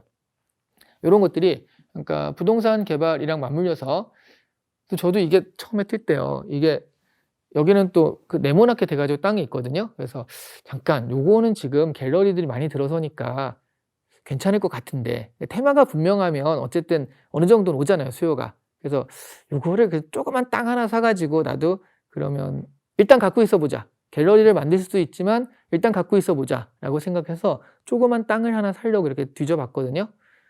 저는 몇십만 원이면 살 줄 알았더니요, 제일 저렴한 게 400만 원. 저쪽 바닷가 끝에 있어가지고 잘 안 갈 만한 곳은 400만 원, 그런 곳이. 그래가지고요, 포기했습니다. 네, 여러분 돈 있으시면 한번 도전해 보셔도 좋은데요. 근데 아마 나중에 보면 이게 더 크면, 가치가 더 올라가면 400만 원 투자했는데 4천만 원 받으면 더 좋을 수는 있잖아요. 네, 그런 것들에 확신이 있으면 또 그런 생각도 해보셔도 괜찮죠. 이 크립토 복셀 안에 들어가면, 갤러리 안에 들어가면 이렇게 있는 거예요. 그러니까 자기의 어떤 개성을 담아가지고 갤러리를 꾸며놓는 거죠. 그리고 이 갤러리를 팔 수도 있어요. 팔 수도 있고, 이 안에서 갤러리 안에서 그림이 거래되면 거기에 수수료를 가져갈 수도 있고요. 이 갤러리 자체를 팔 수도 있고, 그러면서 내가 이 부동산에 투자를 한 거잖아요. 그 가치를 높인 거, 스스로 가치를 높인다라는 개념인 거죠. 그래서 모노폴리형과 부동산 개발형, 이렇게 나뉠 수 있다라는 겁니다. 자, 그런데 이제 이렇게만 보면 뭔가 되게 장밋빛 같은 느낌인데 과연 그럴까 하는 게 있어요. 자, 일단 부동산 메타버스도요, 그래서 모노폴리형도요, 이렇게 보면 모노폴리형과 부동산 개발형 했을 때 모노폴리는 별로네 라고 생각하시겠지만, 모노폴리형이 그것만 하려는 건 아니에요. 보통은 이렇게 부동산 메타버스 개발에 3단계가 있어요. 자, 그래서 1단계는 부동산 거래. 이때는 모노폴리형으로요, 그러니까 2D로 그냥 이렇게 깔아만 놔요. 그래서 모노폴리형으로 거래가 일어나게 합니다. 그렇죠? 네. 그래서 돈도 벌고요. 개발사가 그래야지 돈을 벌잖아요. 근데 사실 개발사가 그것만 하는 게 아니라 그걸 바탕으로 이제 유저들도 들어오고 그랬으니까 더 발전을 시키거든요. 그러면 2D로 깔려 있는 거에서 아바타를 만들고 건물을 만드는 기능들을 여기다 넣어요. 그러니까 이게 3D로 바꾼단 말이에요. 건물도 들어가고, 원래 여러분이 아시려나? 디센트럴랜드 같은 경우는 원래 이렇게 시작했다가 이렇게 가는 거예요, 점점. 그래서 지금 아바타들이 막 돌아다니고 이런 것들이 처음부터 그런 게 아니라, 처음부터 그걸 완벽하게 구현하고 시작한 게 아니라는 거죠. 이렇게 한 다음에 점점, 그러면 뭐 한번 업데이트 딱 해가지고 한번 바꾸고 하는 식으로요, 아바타 돌아다니고, 그리고 아바타 꾸미기 같은 것도 들어가고요, 그리고 건물도 만들고, 그런 건물 같은 것들을 어떻게 잘 만들지 툴도 주고 하는 식으로 발전을 한 겁니다. 그러다가 이제 점점 토탈 메타버스에서 생각해 보시면요, 부동산을 팔았잖아요. 그럼 부동산에서 내가 갤러리를 만들 수도 있지만 스토어를 만들 수도 있어요. 그 메타버스 스토어가 되는 거예요. 그렇죠? 그래서 점점 이런 것들이 활발해지면 유저들이 거기서 무슨 짓을 벌여도 다 지원을 해주고 그런 식으로 하게 되면 토탈 메타버스, 그냥 사람들이 모여 사는 곳, 이렇게 라이프가 일어나는 그런 곳으로 발전할 수가 있습니다. 그러니까 지금 제가 모노폴리형과 부동산 개발형이 다르다라고 했지만, 지금은 다르죠. 형태도 보면 다르지만 보통 모노폴리형도 2단계에 있는 거지 이걸 안 가려는 게 아니에요. 그러니까 여기까지 가면 좋은데 어떤 데들은 갈 거고요. 어떤 데들은 못 갈 겁니다. 기술도 안 되고 여기서 돈을 좀 벌어야지 할 수 있는데 여기까지 사실 비전도 없어. 예. 이거를 하면 돈은 그래도 이제 딱 땡길 수 있으니까 여기서 끝나고 여기까지는 안 해. 이런 데도 있기 때문에 그래서 옥석을 가리는 그런 부분들이 좀 필요할 거예요. 그래서 여러분들 지금 사실은 여기까지 되어 있는 데는 없지만 한 여기까지 되어 있는 데는 꽤 있거든요. 그래서 부동산 메타버스에 관심이 있다라고 한다면 사실은 1단계에서 2단계 갔을 때 2단계 정도에 관심을 두시는 게 그래야지 부동산 개발이나 이런 것도 들어갈 수 있다라는 건데요. 근데 또 1단계는 좋은 게 어스투처럼 몇백 배의 수입이 나는 게 또 1단계거든요. 여기는 그렇게 안 나요. 그러니까 여기는 좀 발전한 거예요. 발전하니까 해봤자 뭐 몇 배, 몇 배도 대단하지만 근데 여기는 몇백 배가 가능한 게 이제 시작하는 거니까 그런 장단점은 분명히 있습니다. 자, 그리고요. 이게 좀 주의할 게 있어요. 뭐냐면 부동산 메타버스 이러니까 생각해 보세요. 그냥 지도가 있고요. 구획을 나눠가지고 거래가 일어나게 기술적으로 그렇게 어렵지 않거든요. 그리고 그게 암호화폐가 아니라 블록체인 같은 거 안 들어가고 그냥 우리가 도토리 같은 거 만들어서 왔다 갔다 하게 하는 것이야 라고 했을 때는 더더욱 그렇죠. 그러다 보니까요. 갑자기 많이 생겼어요. 이게 2021년 초만 해도 얘기했을 때 어스투, 뭐 업랜드 몇 개 없었거든요. 얘기를 하자면 디센트럴랜드 해가지고 한 4-5개 정도 정도 이렇게만 들 수가 있었어요. 다른 것도 있었겠지만 그나마 좀 잘 되는 게 그랬었죠. 그런데 2021년 하반기가 되니까 이미 너무 많아요. 심지어 여러분 서울시도 서울시 땅을 나눠주는 걸 했어요. 농협은 독도버스라고 해서 독도 땅을 나눠주는 NFT로 나눠주는 그런 것도 하고 있습니다. 별의별 부동산이 지금 다 뜨고 있어요. 지금 그 중에 하나가 이제 메타버스2 이런 데가 만들어지고 있거든요. 이렇게 이거 서비스를 하고 있습니다. 브레이브걸스인가요? 걸그룹이 나와가지고 막 광고하고 그런 곳으로 하고 이미 돌아가고 있는 곳이 메타버스2 이런 데도 생겼고요. 이런 데들이 이제 주로 한국 사람들이 그러니까 한국 기반으로 해가지고 그러니까 한국 기반이라고 해서 한국만 판다는 게 아니라 본사가 한국이고 한국 사람들이 주로 이제 사업을 하고 있는 것이다라는 얘기인데 이것도 돌아가고 있고요. 메타렉스라고 이건 2022년에 나오는 건데요. 얘는 빌딩 거래라고 보시면 돼요. 지금 보면 지지타워 있잖아요. 지지타워는 요 정도 돈이다. 지금 지지타워가 평당 14,405원 싸다라고 하잖아요. 근데 이게 메타버스 안에서 그러면 이 지지타워를 다 합치면 지금 1,700만 원 정도다라는 얘기예요. 장난 아니죠. 네. 그래서 이거는 메타렉스는 롯데랑 같이 손잡고서 뭘 개발하고 있다라고 해요. 2022년에 나오는 건데 이거는 주로 이제 이런 건물들 같은 것들을 팔고 사고 그렇죠? 네. 근데 건물주 입장에서는 되게 웃길 거 아니에요. 내 건물인데 왜 여기서 지가 사고 팔아? 그래가지고 약간 이 문제가 이게 저작권인가? 아닌가? 라고 해서 이게 아직 해결이 안 됐어요. 해결이 안 됐다기보단 논란이 아직 안 됐어요. 그죠? 어떤 건물주가 이건 못해라고 뭐 제기를 하면 그러면 이제 그게 법적인 판단이 어떻게 돼? 뭐 이런 식으로 갈 텐데 아직 그런 제기를 하는 사람은 없어가지고요. 근데 아마 약간 잠재적인 문제는 있긴 합니다. 왜냐하면 서울에 있는 그 서울타워를 누가 여기서 비싸게 팔아가지고 몇 억에 거래가 되는 거죠. 차이가 뭔데요? 그죠? 아니 서울타워를 그렇게 해가지고 걔가 뭐 걷다가 낙서라도 하고 그런 거 있잖아요. 예, 자기 나라 우리랑 좀 적대는 아니지만 우리가 별로 안 좋아하는 나라의 사람이 사가지고 자기 나라 국기 걷다 걸어놓고 막 그러면 이게 뭐지? 이렇게 될 거잖아요. 예, 그래서 그런 부분이 아직 해결이 안 됐어요. 그래서 이런 부분들은 앞으로는 조금 논란이 되지 않을까 싶습니다. 자, 메타렉스 같은 것도 있고요. 그리고 이게 GIQ 월드, 직 월드라고요.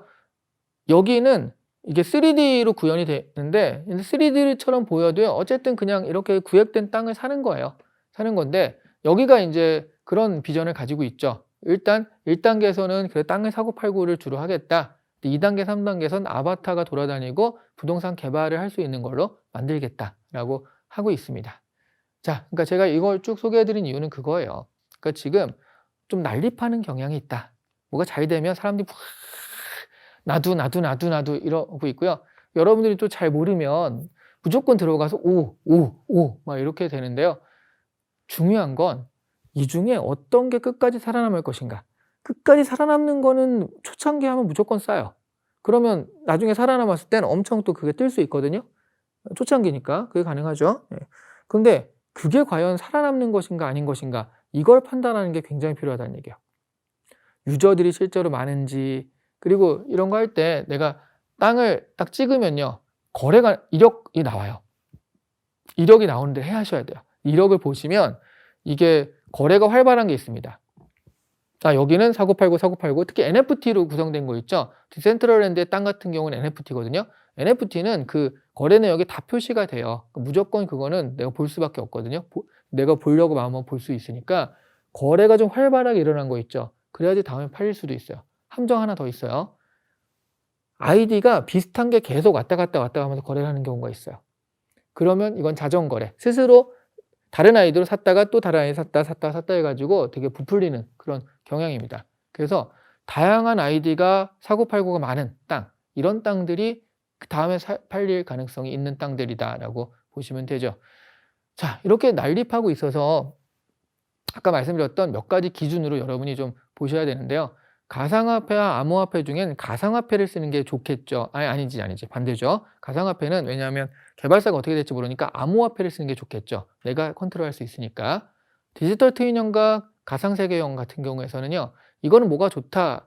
얘는 디지털 트윈이지만 이걸 그렇게 발전시킬 것이다 라고 얘기를 하니까. 그런데 보통은 가상세계형이요, 그게 부동산 개발형이 돼가지고 메타버스로 발전할 가능성이 있고요. 아까 지구 위에 구현한 것은 그게 메타버스로 따로 발전될 가능성이 많지 않거든요. 그러니까 가상세계형이 보통은 앞으로의 발전 가능성을 보면 좀 많은데, 이런 거 같은 경우에는 어쨌든 이거를 메타버스로 만들겠다라고 하니까 어떻게 될지는 모르겠어요, 얘네들은. 근데 뭐 이런 경우도 있다라는 거. 약간 문제가 되긴 할 것 같아요. 왜냐면 이 메타버스 만들면 이거를 사가지고 내가 뉴욕에 이 건물을 사가지고 부셔가지고 새로 지을 수도 있거든요. 그렇죠? 근데 디지털 트윈이 아니라 뭐 되게 자기가 이상한 건물이 돼버리는 거예요. 그럼 원래 이 건물에 있던 게 있는데 여기서 되게 안 좋은 그런 미풍양속을 해치는 그런 건물을 딱 만들어 놓는다. 그러면 원래 있던 건물에서 그 건물주나 이런 사람들이 보기에는 약간 좀 소송도 갈 수 있는 문제가 되지 않을까. 잘 모르겠습니다. 그래서 일단 가상세계형이 좀 더 메타버스로 쉽게 발전할 수 있지 않을까 하는 생각이 들고요. 그래서 중요한 건 그냥 모노폴리형, 이거 사고팔고 이런 게 중요한 게 아니라 스스로 개발해가지고 부동산 개발을 해서 할 수 있는 그런 형태가 중요하다. 그래서 그런 것들이 갖춰진 게 디센트럴랜드예요. 그래서 디센트럴랜드가 가장 유명한 겁니다. 좀 일찍 시작된 프로젝트이기도 하고요. 원래는 땅을 사고팔고 해서 시작했다가 아바타 들어가서 지금 이렇게 활동하고 다니고 있고요. 지금 제가 말씀드렸던 가상세계형, 그 다음에 암호화폐형, 디센트럴랜드에서 거래되는 화폐는 마나라고 하죠. 마나인데 이거는 디센트럴랜드 또는 마나 이렇게 불러요. 이런 것들이 지금 거래소에서 활발하게 거래가 되고 있고요. 예전에 페이스북이 주커버그가 페이스북 말고 이름을 메타라고 바꿨잖아요. 그 메타 발표되는 날 이 디센트럴랜드 화폐 가치가 4배인가 5배가 올랐어요. 그날 하루에. 그러니까 메타버스가 됐을 때 가장 수혜가 되는 곳이 여기다라고 사람들이 생각을 하는 거예요. 메타버스가 대세가 되면 디센트럴랜드가 가장 가깝지 지금은 이라고 생각을 하는 겁니다. 그래서 만약 부동산에 좀 관심이 있다라고 한다면 디센트럴랜드를 좀 잘 연구해 보시라. 이거를 꼭 투자하고 사라 그런 개념은 아니고요. 이미 많이 올랐어요. 그러니까 비싸니까 이걸 연구해 보시고, 그리고 그런 것들에 대해서 내가 뭐 플랫폼을 만들든 아니면 거기서 조그만 서비스를 만들든 약간의 비즈니스랑 연결시키든 간에 여기서 어떤 비즈니스가 파생될 수 있을까를 한번 생각해 보시라는 거죠. 그래서 지금 여기는 땅도 NFT 거래를 하고 있고요. 지금 좀 가야 되는 이 부동산 메타버스라면 이렇게 가는 것이 여러 가지로 기술적으로도 맞다 하는 그런 것들을 잘 구현해 놨으니까 디센트럴랜드를 좀 추천을 드릴게요. 얘기했지만 투자라는 추천이 아니라 좀 연구해 보시라는 대상으로 추천을 드리겠습니다. 디센트럴랜드입니다. 네, 지금 디센트럴랜드, 디센트라이즈, 탈중앙화된 땅이에요. 그래서 탈중앙화된 땅, 디센트럴랜드니까 한번 보시면 되겠고요.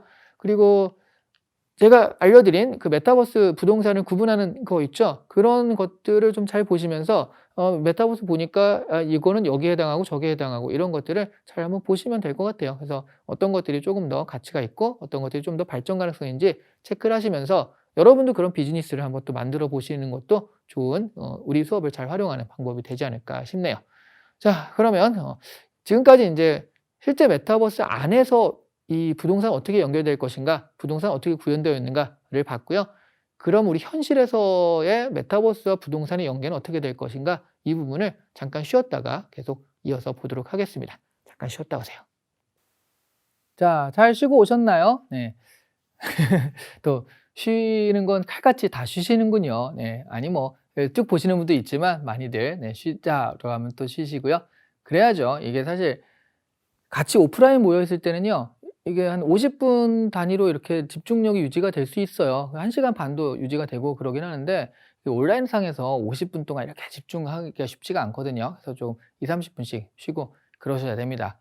실제로 대학이나 이런 데서도요. 50분 오프라인 강의는 온라인은 25분으로 같이 계산을 해요, 보통은. 예. 그래서 잘 쉬셨다고 해서 그런 얘기를 하는 겁니다. 자, 그러면 이제 세 번째, 오늘 3교시죠. 세 번째 시간은요. 실제 메타버스의 여러 가지 기술이나 메타버스 자체가 부동산과 현실에서의 부동산과 연결될 수가 있을까 하는 거죠. 지금 얘기한 거는 메타버스 자체 안에서의 부동산이에요. 그럼 여러분들이 부동산에서 배웠던 여러 지식들, 이런 것들이 메타버스 안에서 똑같이 사용될 수도 있지만 그렇지 않을 수도 있거든요.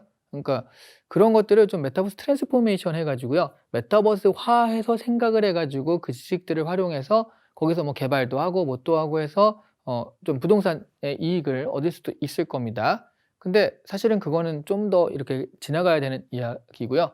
지금은 좀 더 현실적으로 지금 당장에 현실에서 연결되는 것과는 또 어떻게 당장 와 있나, 이런 것들을 좀 보도록 할게요. 자, 일단 여러분들이 보실 게 크게 5가지 부분을 생각을 해볼 텐데요. 설계, 그리고 시뮬레이션, 시공, 임장.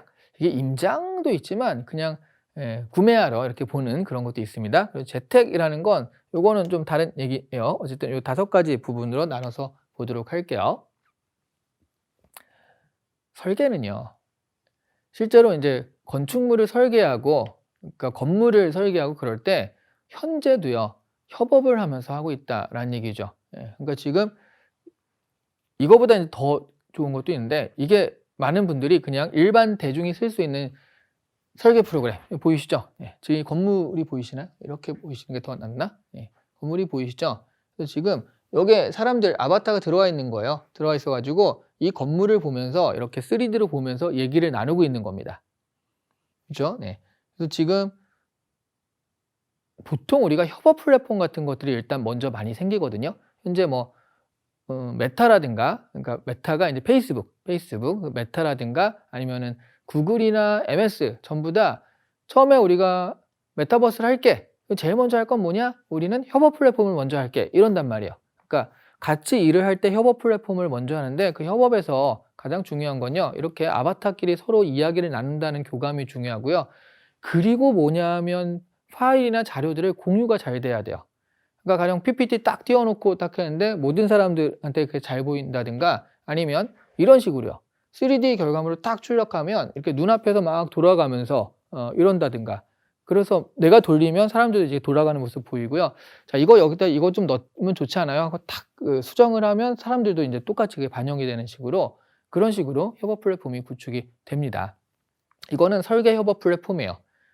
좋은 건요. 그래서 이 설계물을 가지고서 파리에서, 프랑스에서, 파리 프랑스 같구나. 파리, 브라질, 러시아, 한국 이런 데서 다 사람들이 모여가지고 같이 얘기할 수가 있어요. 자, 그런데 실제로 하고 있습니다. 지금 이것도 실제로 돌아가고 있는 프로그램이기도 하고요. 사실 이거보다 훨씬 더 좋은 건 현대자동차 같은 경우에는 자동차 설계를 그 세계적인 그 디자이너들이 여기저기서 모여가지고 같이 하나의 자동차를 이렇게 위로 띄워가지고 보면서 하고 있어요, 현재. 근데 이거는 말하자면 우리 대중들이 쓰기에까지 그렇게 아직 상용화된 건 아닌 거죠. 이들은 쓰고 있지만 아직까지 상용화된 건 아닌데, 어쨌든 이게 됐을 때는요. 진짜 여러분, 그냥 우리가 집 건축을 한다라고 생각을 해도요. 건축사가 이렇게 설계 도면 그려줘가지고 막 얘기를 하는데 하나도 모르겠어요. 그렇죠? 네. 늘 보는 사람이 아니라면, 그래서 여기서 뭐 다락방에 이렇게 올라가고 여기서 계단이 올라가고 하는데 그림만 이렇게 2D로 나와 있으니까 이게 뭐 어떻게 된다는 거야? 그렇죠. 예. 근데 만약 이런 것들이 잘 구현이 돼 가지고요. 그러니까 굉장히 어렵지 않고 그냥 기본적인 설계도 같은 것들을 3D로 바꿔준다. 그러면 탁 설계도 보통의 설계도가 들어가는 순간 약간 몇몇의 입력값, 초기값만 딱 해주면 그게 툭툭 구현이 되면서 눈으로 보이기 시작을 하는 거예요. 그래서 딱 이쪽 벽면 딱 뜯어내서 보면 안에도 보이고 하는 식으로요. 그러면 이걸 보면서 엉뚱한 그런 어떤 게 아니라 그냥 잘 모르는 사람도요. 그 설계도나 이거 잘 모르는 사람도 이걸 보면서 아 여기 좀 이렇게 둥글게 해주시면 안 되세요? 안 돼요? 뭐 이런 식으로 바로바로 수정도 할 수 있고 그런 것들이 메타버스 내에서 이렇게 가능하다라는 얘기입니다. 이거는 좀 큰 건물이죠. 예, 당연히 요즘은 이 정도 프로그램 쓰려면 좀 큰 프로젝트 이렇게 할 텐데요. 이게 상용화되고 많은 사람들이 이런 식의 협업 플랫폼에서 그런 것들이 가능해진다라고 한다면 그냥 집 건축하는 거라든가 조그만 건축물 이런 데서도 충분히 제 생각엔 쓰일 수 있다. 설계부터 같이 할 수 있는 그런 메타버스를 만들 수 있다라고 생각이 들더라고요. 괜찮은데요. 이런 것들을 한번 해볼까나? 중요한 건 그냥 이거를 막 어렵게 만들어 가지고 이게 3D 형태로 만들면은 사실은 진입 장벽이 높은 거고요. 기존의 설계도 정도를 가지고 그걸 입력값으로 해서 몇 가지 3D의 초기값만 하면 이게 3D로 구성이 될 수 있는 정도의 그게 만들어져야지, 그러니까 이용하기가 쉬워야지 이게 가능한 거인 것 같아요. 아니면 그러면 건축사들만 이렇게 할 수 있으니까 그냥 일반인들 같은 경우도 그냥 내가 꿈에 그리던 집 이런 식 있잖아요. 그래서 여기 집에 여러 가지 모습들이 있고 그리고 내가 막 레고처럼 조립을 하는 거예요. 이거 갖다 놓고 갖다 놓고 갖다 놓고 해서 이런 집이면 난 좋을 것 같아. 그리고 그래서 이제 그걸 가지고 이제 메타버스 안에서 자신의 집을 만들어 보죠. 조그맣게 만들 수도 있고 집 자체 이렇게 커 가지고 내가 안에 들어가서 막 이렇게 나르는 형태를 할 수도 있어요. 이렇게 날라 가지고 자 여기다 벽은 여기다 놓고 문을 잠깐 떼 가지고 이렇게 해야지라고 해서 실제로 그 안에서 그게 이제 아바타가 움직이는 메타버스의 가장 장점이잖아요. 그래서 딱 좀 걸어 다녀 보고 딱 하니까 마음에 들어요. 자, 탁 누르니까 그게 설계도가 딱 돼서 나오는 거예요. 오, 좋겠다. 이거 제가 한번 연구를 해봐야겠네요. 그렇게 된다라고 한다면 많은 분들이 정말 꿈에 그리던 집, 왜냐하면 집 같은 경우에는 자기가 뭐 하나 이렇게 하고 싶은 생각이 너무 많은데 근데 사실은 내가 전문적이지 않고 모르니까 맨날 뭐 쫓아다니면서 하지 않는 한 내 마음에 드는 게 안 나오니까 집 한 번 지으면 10년 늙는다 뭐 이런 얘기가 나오는 거잖아요. 이런 식으로 미리 눈으로 구현해 가지고 집의 모습을 딱 한 다음에 그리고 이제 버튼 하나로 설계도 할 수 있다. 그래서 많은 분들과 공유할 수 있다. 그렇다라고 한다면 그리고 이 사람들도 이 메타버스 안에서 이걸 봤기 때문에 엉뚱한 건 안 나올 거라는 거죠. 그러면 굉장히 좋을 것 같네요. 자, 그래서 강의하다가 스스로 인사이트를 생각하고 사업 아이디어를 얻었습니다.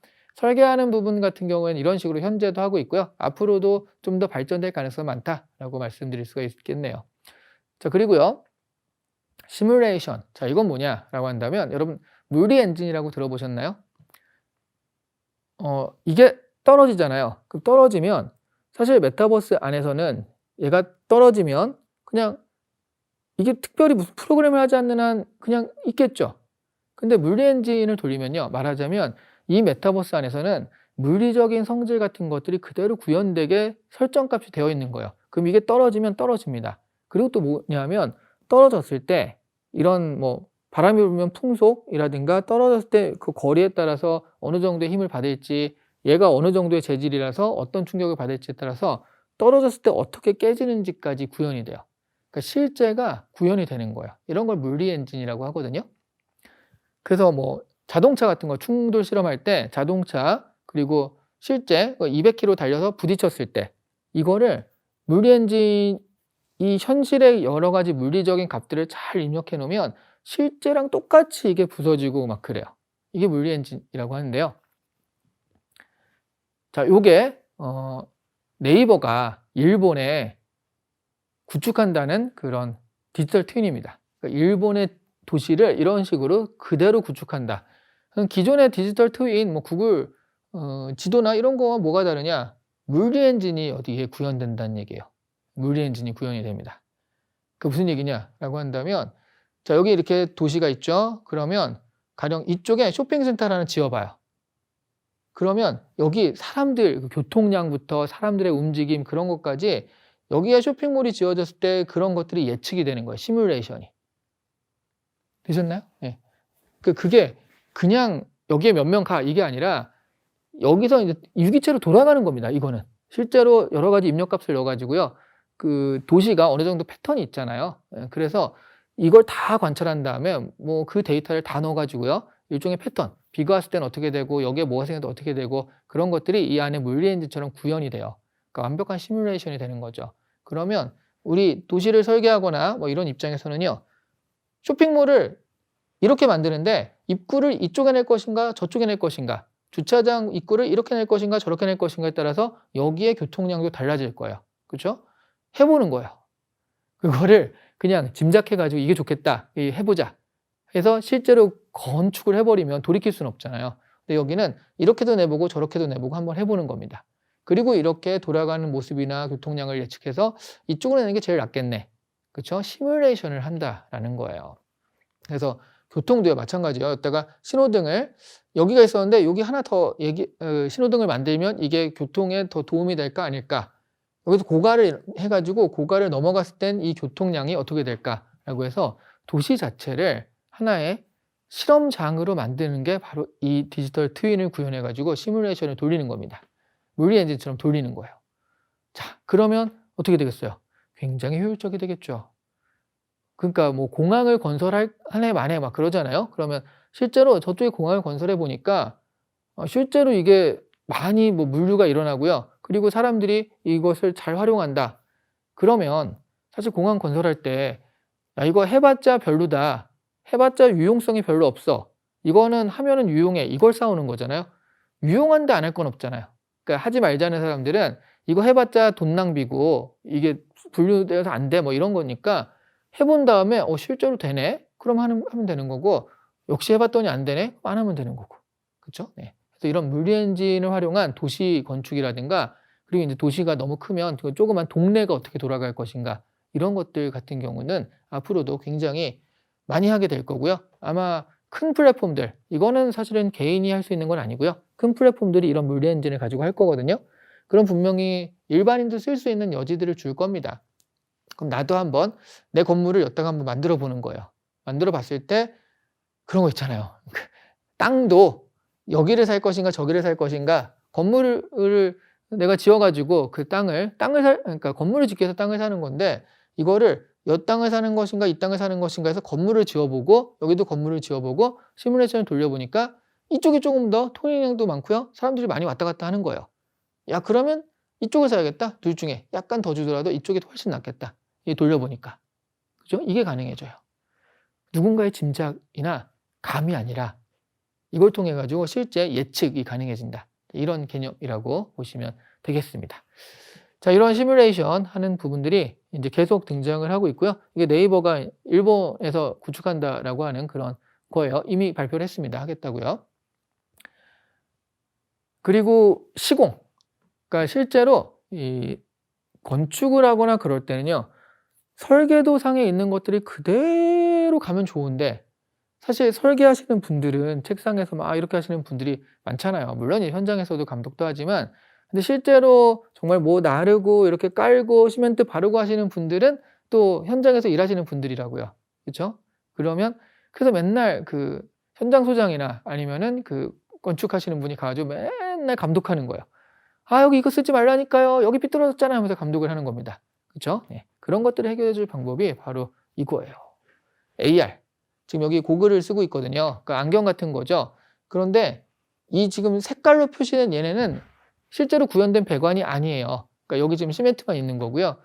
그러면 이거를 설계도를 보고 배관을 어떻게 할까가 아니라 지금 이 안경을 쓰면 어디에 어떻게 구현돼야 되는지 이게 다 보여요. 그럼 나는 마치 조립하듯이 가서 맞추면 되는 겁니다. 그렇죠? 예. 시공을 할 때 정확하게 설계도대로 할 수 있게 이렇게 가이드를 주는 거기도 하고요. 또 하나는 뭐냐면 실제로 이렇게 시공이 됐을 때 이게 제대로 된 건지를 이거를 쓰면은 아니 이렇게 닦았는데 여기 툭 튀어나와 있으면 불일치한 거잖아요. 뭔가 잘못된 거잖아요. 그래서 이 시공이 제대로 되는지 검수를 할 때도 이것이 굉장히 효율적으로 쓰이고 있습니다. 자, 여러분 놀라지 마세요. 이렇게 할 거다, 이렇게 되면 좋겠다가 아니라 이미 쓰고 있는 기술이에요. 현대건설에서 이미 이걸 가지고 하고 있습니다. 그러니까 저도 되게 깜짝깜짝 놀랄 때가 많은데요. 뭐냐면 야, 메타버스에서 이걸 활용해서 이렇게 하면 되게 좋지 않을까? 다 있어요. 게다가 있는 정도가 아니라 상용화돼서 쓰고 있어요. 그 B2B나 이런 쪽은 이미 생각보다 많이 가고 있다는 거죠. 구글의 홀로렌즈 같은 경우들은 산업에서 되게 많이 쓰거든요. 그런 식으로 우리 생각보다는 훨씬 더 많이 와 있다. 저 깜짝 놀랐습니다. 지금 이렇게까지, 그러니까 건물 자체가 아예 이렇게 지금 보이는 거죠. 사실 이 파란색, 하늘색?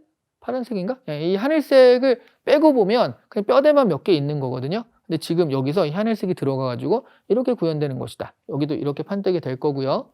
그런 식으로 이게 눈에 보이는 거예요. 그러면 확실하게 가이드가 되니까 좀 더 정교하게 우리가 이걸 시공할 때는 탁탁 만들 수가 있겠고요. 또 시공 감리라든가 감수, 검수 이런 것들도 할 수가 있겠죠. 그죠?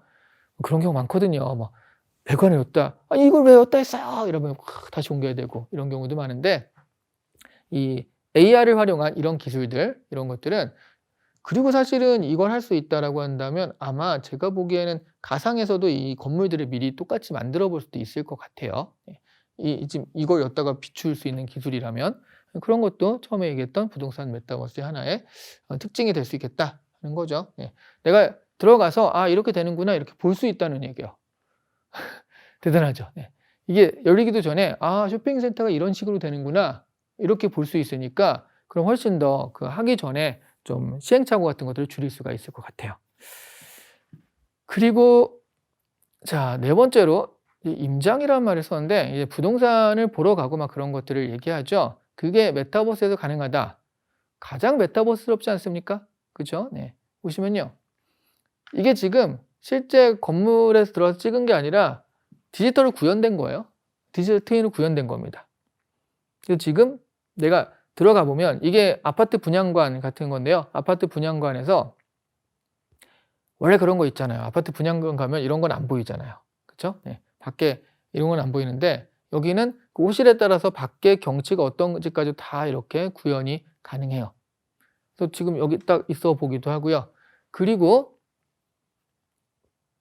이게 직방에서 현재 프롭테크라고 해서 직방은 프롭테크 기업을 표방하고 나섰는데 여기도 지금 마찬가지죠. 지금 이 안에서 아파트 안에서 지금 밖에를 본 거예요.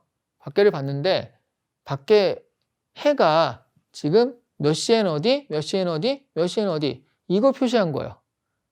생각해 보면 우리가 부동산 보러 갔을 때 잠깐 그러니까 3시에 가면 딱 3시에 그 모습만 한 3시에서 3시 10분, 10분 잠깐 보고 딱 나오잖아요.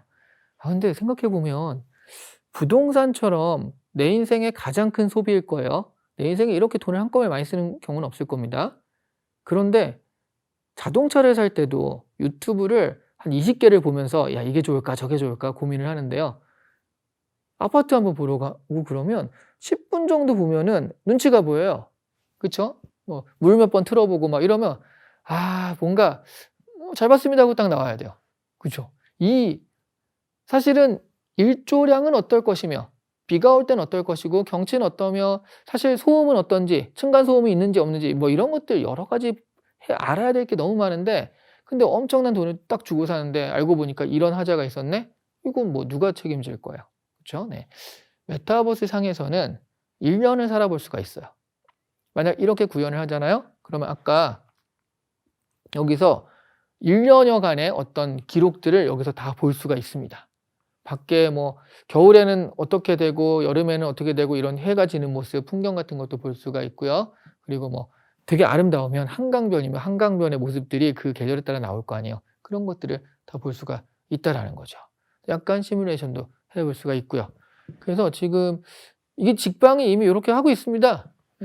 이렇게 하고 있는데 아직 이 그래픽을 보면 아직 뭐 야, 되게 현실 같다는 아니지만 그래도 어쨌든 해외 위치라든가 이런 것들을 보면서 사람들이 궁금해하는 것들을 메타버스에서 해결하려고 하고 있거든요. 그래서 이런 프롭테크 같은 경우는 계속 발전할 수밖에 없는데 우리가 부동산을 구매하거나 부동산에 대해서 이렇게 그 매매를 할 때도요. 앞으로는 이 안에서 일어날 수밖에 없겠죠.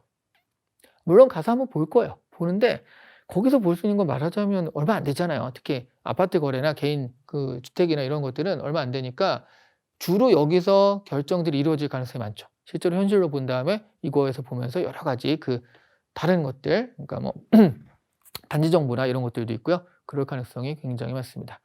그리고 그래서 제가 그런 생각을 했어요. 지금 현재 요 그래픽은 그렇게 뭐 대단하게 야 디지털 트윈이니까 되게 헷갈린다 그런 개념은 아니잖아요.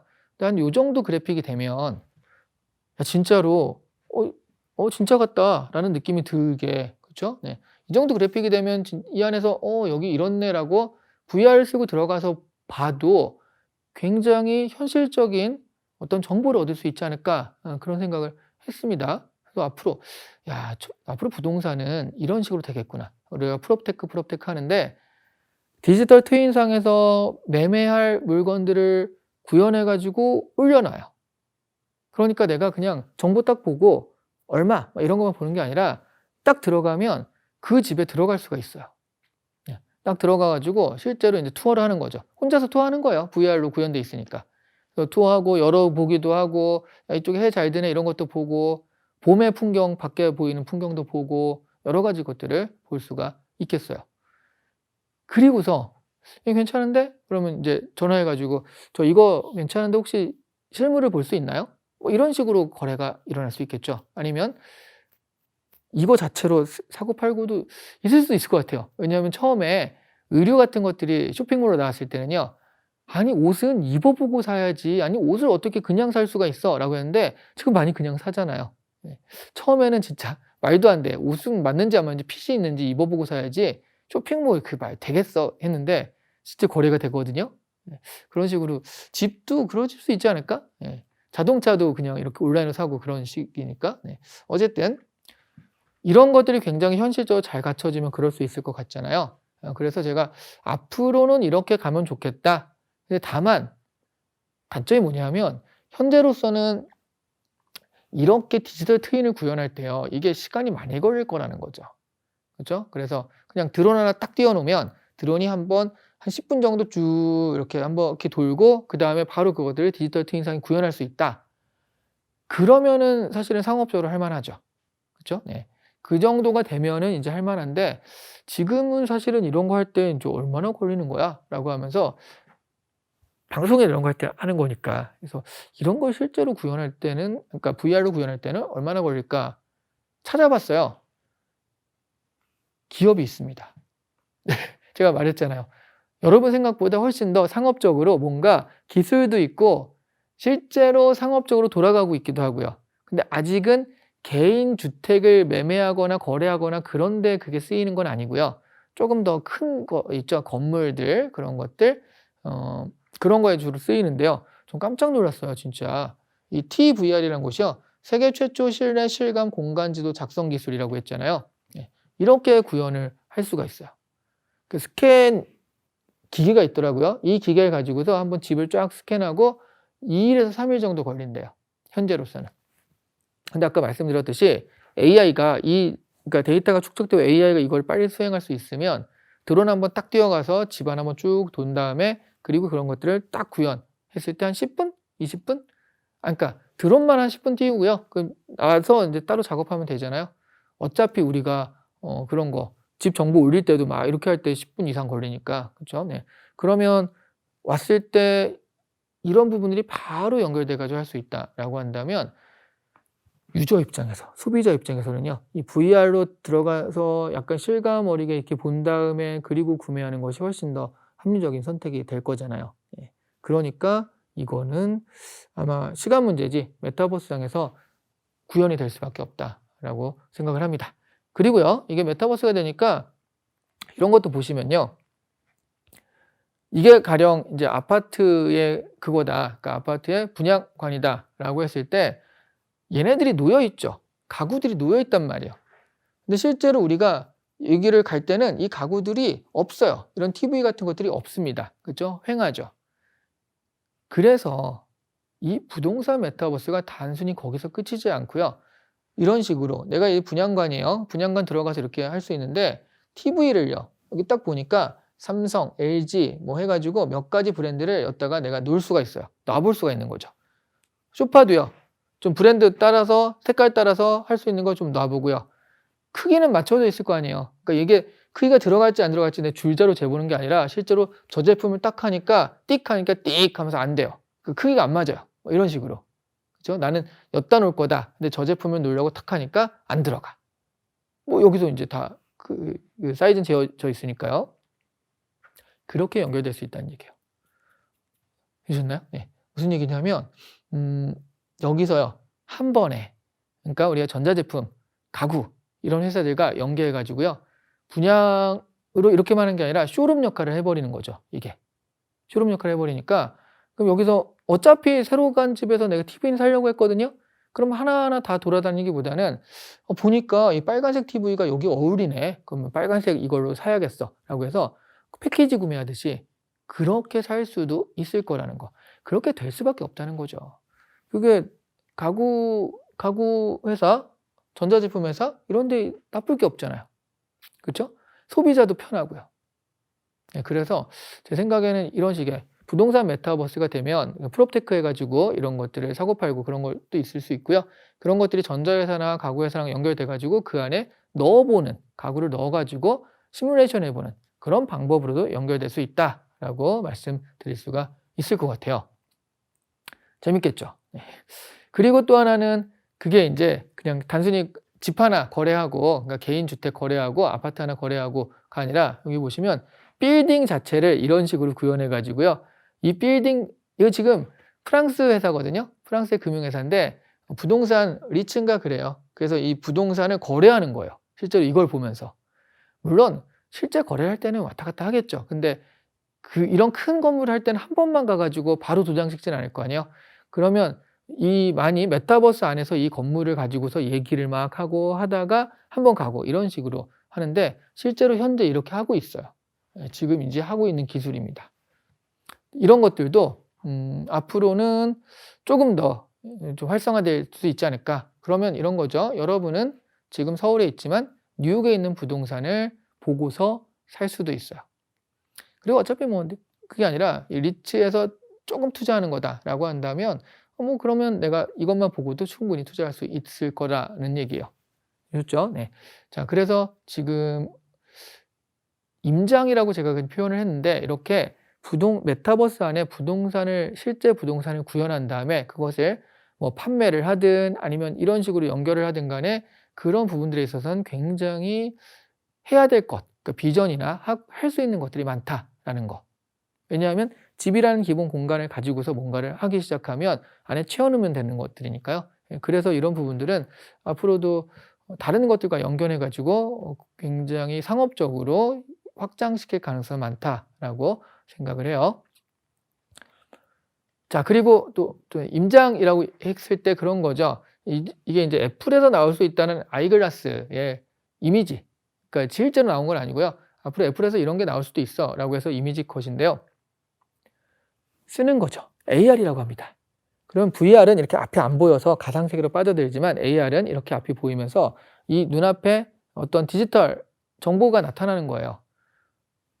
여러분이 실제로 건물을 보러 갔다. 그런 얘기 들었습니다. 그러니까 꼬마 빌딩을 주로 사고 파시는 그 업체 대표님이신데 예전에 저랑 같이 인터뷰할 일이 있어가지고 얘기를 하다가 빌딩을 사고 싶으시면 그냥 자기도 그랬지만 안 사더라도 무조건 나가보라는 거예요. 연희동도 걸어보고 막 걸어보면서 자기 앱이 있으니까 앱에서 저 건물이 몇 년에 얼마에 팔렸구나, 저 건물은 몇 년에 얼마에 팔렸구나 하면서 그거를 한 몇 년간 이렇게 해보시면 굉장히 뭐 발품을 팔라는 거죠. 그러면서 이게 작년에 이랬는데 3년 만에 팔렸는데 이래? 하는 식으로 눈에 보이기 시작을 한다라고 하더라고요. 그걸 왜 굳이? 자, 이렇게 해버리면 딱 쓰잖아요? 그럼 앞에 떠요. 그게. 내가 하나 찾아가면서 막 이런 게 아니라 딱 보면 저 건물은 그럼 몇 년에 얼마, 그러니까 그 설정을 그렇게 해놔야겠죠? 저 건물은 몇 년에 얼마에 팔렸고, 그러면 몇 년에 얼마에 팔렸고, 이런 식으로요. 탁 또 설정을 하면 그럼 최근 들어 나온 건물 중에 꼬마 빌딩 중에 자, 연희동에 갔어요. 그래서 연남동이죠. 연희동도 있지만 연남동이 있고 그런 빌딩이나 이런 게 있으니까 연남동에 가가지고 쭉 앞에 보면서 최근 나온 것 중에 그러면 한 15억 이하로 나온 거 혹시 없나 하고 탁 하면 띡띡띡 보이는 거예요. 그게 띡띡띡 여기 가보면 되죠. 이걸로요. 그래서 이런 AR을 활용한 임장이나 이런 것들은요. 그리고 이제 뭐 건축법에 위반된 거 없나 이렇게 딱 보면 툭툭 튀어나온 거 저건 이제 불법 건축물 이런 식으로 할 수도 있고요. 이 안에 어떤 소프트웨어를 넣느냐에 따라 굉장히 다르지만 현실에 있는 것들을 디지털로 그 정보가 같이 표현된다. 이것 때문에 굉장히 편해질 수밖에 없다라는 거죠. 지금 이런 식으로요. 사실 여기 차가 없지만 이거 안에 차가 보이잖아요. 이런 식으로 이거는 굉장히 활용성이 높을 수밖에 없는 부동산에서 쓰고 있으면 그런 식의 어떤 기구들 그리고 소프트웨어들 같은 경우는 계속 나올 수 있다. 아니면 여러분이 또 이걸 한번 만들어 보는 것도 좋은 방법이 되지 않을까. 어차피 정보들이 있으니까 이 AR로 넣는 것들을 생각하면 되거든요. 아니, 넣는 것도 할 수 있죠. 소프트웨어의 문제예요. 소프트웨어를 이걸 보이게 딱 하는 것들을 만들 수도 있지 않을까 하는 생각이 지금 살짝 들기도 합니다.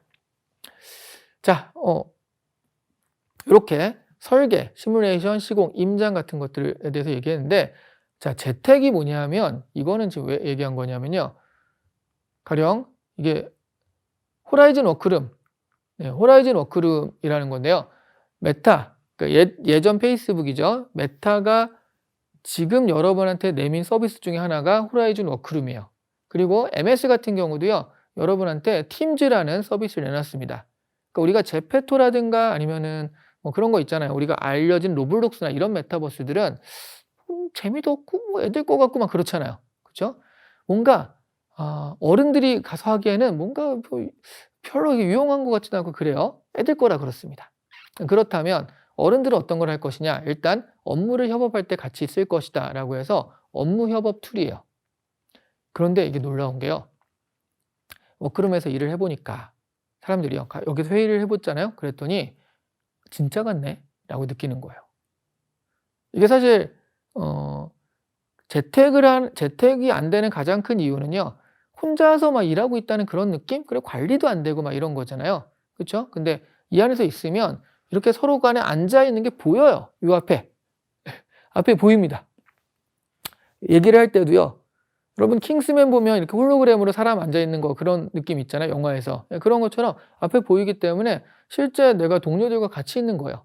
또 반대로 말하자면 또 팀장님 입장에서는 팀원이 저거 지금 재택근무 하는데 막 메신저 해놓고서 마치 있는 척하고 딴짓하고 막 이럴 수 있는데 여기 이렇게 눈앞에 보이니까요. 그럴 수가 없거든요. 그러니까 이런 것들이 들어갔을 때 재택근무가 활성화될 수가 있어요. 지금은 코로나 때문에 그냥 울며 겨자 먹기로 한다 뭐 이런 데도 있지만요. 근데 그게 이제 메타버스를 활용하지 않고 그냥 메신저나 이런 걸 좀 활용해 보니까 안 좋더란 말이죠. 안 보이고 막 그러니까요. 근데 메타버스가 뭐냐 하면 대면과 비대면의 중간 형태를 구현하려고 만든 게 메타버스예요. 실제로는 비대면이지만 대면의 느낌을 가능한 한 살려보자. 이게 메타버스라고 보시면 돼요. 그래서 여기서 사회적 상호작용이 일어나는 것이고요. 그러니까 재택근무를 하는데 메타버스에서 하니까 요거는 좀 같이 근무하는 느낌도 나고 그런데 그러니까 같이 모였을 때 하는 그런 일하는 것들이 나는데 출퇴근을 안 해요. 그리고 점심도 이런 시간들이 굉장히 소중하게 내 걸 쓸 수 있어요. 얼마나 매력적이에요. 그죠? 네. 그러다 보니까 이 코로나 이후에도 우리는 재택근무를 가겠다라고 선언한 데들이 좀 있죠. 일본 같은 경우는 대기업 하나가요. 본사 사옥을 팔아버렸어요. 재택근무하겠다고 앞으로. 영구 재택근무를 딱 얘기한 데도 많고요. 네. 그러니까 지금 재택근무를 반대하는 사람들이 있습니다. 그런 사람들의 이야기들. 그러니까 외국 IT 기업에서도요. 반대하시는 분들이 있거든요. 근데 그런 분들이 반대하는 첫 번째 이유가요. 사람들 사이에서 모여가지고 우연한 만남에서 일하는 창발성. 그러니까 서로 얘기하다가 하고 서로 아이디어를 주고받는 게 그게 없어진다. 근데 메타버스에서는 그게 가능한 거예요. 왜냐하면 서로 만날 수 있으니까. 그래서 이런 것들이 협업들이 정말 잘 구현이 될수록 재택근무 갈 수밖에 없거든요. 자, 그러면 문제가 뭐냐? 재택근무로 인해서 정말 많은 것들이 바뀔 수 있다는 거예요. 그렇죠? 네. 재택근무가 그냥 5%만 했다고 쳐보세요. 그러면 소수로 끝날까요? 자, 여러분 혹시 주 6일 근무했을 때 기억하시나요? 그거 기억하시면 나이가 좀 있으신 거죠. 네. 주 6일 근무했을 때 지금 사람들은 상상도 안 될 거예요. 토요일날도 일하러 갔어요. 반공일 해가지고요. 오전 9시부터 12시까지 일하고 막 그랬습니다. 엄마 아빠가 일하러 가야 되니까 아이들도 학교에 가야 되는 거예요. 그래서 학교도 토요일에도 했었어요. 그런데 주 5일 얘기가 나오면서 그러면 이제 내일부터 주 5일입니다. 그렇게 됐을 것 같아요? 아닙니다. 주 5일 하루 회사들은 해. 그런 식으로 해서 몇몇 회사가 주 5일을 했고요. 그런데 이게 처음엔 소수였을 거 아니에요. 나중에 보니까 어떻게 돼요? 내가 구직을 하는 입장, 내가 어디 가서 취업을 하는 입장에서는요. 돈도 비슷하게 주는데 여기는 주 6일이고 여기는 주 5일이에요. 어딜 가겠어요? 주 5일을 갈 수밖에 없죠. 돈을 좀 적게 주더라도 주 5일에 갈 거예요, 아마. 자, 재택근무를 하는데요. 여기는 비슷한 업종인데 재택근무를 하고 여기는 그렇지 않아요. 어디를 가겠어요? 당연히 재택근무하는 데 가죠. 그리고 또 제가 아시는 분은요. 재택근무로 지금 사업을 하고 있거든요. 근데 좋은 게 뭐냐면 이분은 콘텐츠 쪽 일이라 그러신 분이 많대요. 정말 능력이 있는데 육아 때문에 회사를 지금 정기적으로 못 가고 그러신 분들이 꽤 많대요. 그런데 재택근무가 돼버리니까 그런 능력 있으신 분들이 일을 할 수가 있더라는 거예요. 그래서 그 능력을 활용할 수 있게. 자, 그래서 재택근무를 하는 데들이 조금 늘어날수록 이 끝나는 게 아니라 계속 재택이 계속 될 수밖에 없어요. 거기에 맞춰가지고 메타버스도 발전할 것이고요. 제가 왜 그렇게 계속 얘기하냐면 그러면 부동산에도 현실적인 부동산에도 영향력이 많이 생길 수밖에 없다. 사무실 수요가 떨어질 수밖에 없어요. 재택이니까. 반면에 주택 수요는 늘어날 수밖에 없죠. 내가 있는 집은요. 내 사무실이기도 하고 쉬는 공간이기도 하고 거의 내가 대부분의 시간을 보내는 곳이에요. 그러니까 보다 더 이 공간을 잘 꾸미고 싶고 효율적으로 쓰고 싶기도 하겠죠. 그리고 뭐 사실 강남이 굉장히 비싸고 이런 것들은 여러 가지 이유가 있지만 원론적으로 보자면 일자리가 있기 때문이거든요. 근데 지금 그 원론을 벗어나서 여러 가지 심리적인 이유가 들어가 있어요. 근데 어쨌든 원론적으로 보자면 일자리가 거기 많기 때문에 출퇴근이 가까우니까 거기 있는 사람들이 그걸 얻은 거다라고 했을 때는요. 재택이면 이 출근이 없어지잖아요. 그러면 여기에 굳이 주거용을 얻을 필요가 없어요. 공기도 안 좋은데. 교통도 복잡하고. 그렇죠? 오히려 저 시골 가가지고 이렇게 크게 지어놓고 그 돈이면 할 수도 있습니다. 자, 그러면 재택이 앞으로 몇 %씩 활성화될지 모르겠으나 그 재택이 되는 거에 따라서 상업용 부동산 수요 같은 경우들은 점점 떨어질 수밖에 없어요. 실제로 공실률이 제일 심했죠. 물론 코로나도 있었지만 그거 이전에도 공실률들은 점점 늘어나고 있었습니다. 비대면으로 갈수록요. 그리고 여러분 요즘 공유사무실 터지는 거 아세요? 네, 공유사무실이 특히 2인실 같은 경우는 자리가 없어요. 구할 수가 없어요. 예전에는 2명, 3명이 으쌰으쌰 하면서 오피스텔에도 없고 사무실 얻어가지고 막 했잖아요. 요즘은 그렇게 안 해요. 공유사무실에서 같이 하다가 또 뭐 만들고 이런 식입니다. 그만큼 뭐랄까 기존 사무실이라든가 이런 수요가 점점 빠질 수밖에 없는 게 이 메타버스 쪽으로 가면 이렇게 될 수밖에 없거든요. 그리고 재택도 안 하고 그죠. 재택을 하고 그러면 이 출퇴근 수요도 줄어들고 해서 도심 지역의 상업용 부동산, 사무실 수요 이런 것들이 점점점 수요는 빠질 수 있고요. 그리고 또 하나 그 도심 지역, 사무실 지역에 음식점이라든가 카페라든가 직장인 장사하거든요. 직장인이 없어요.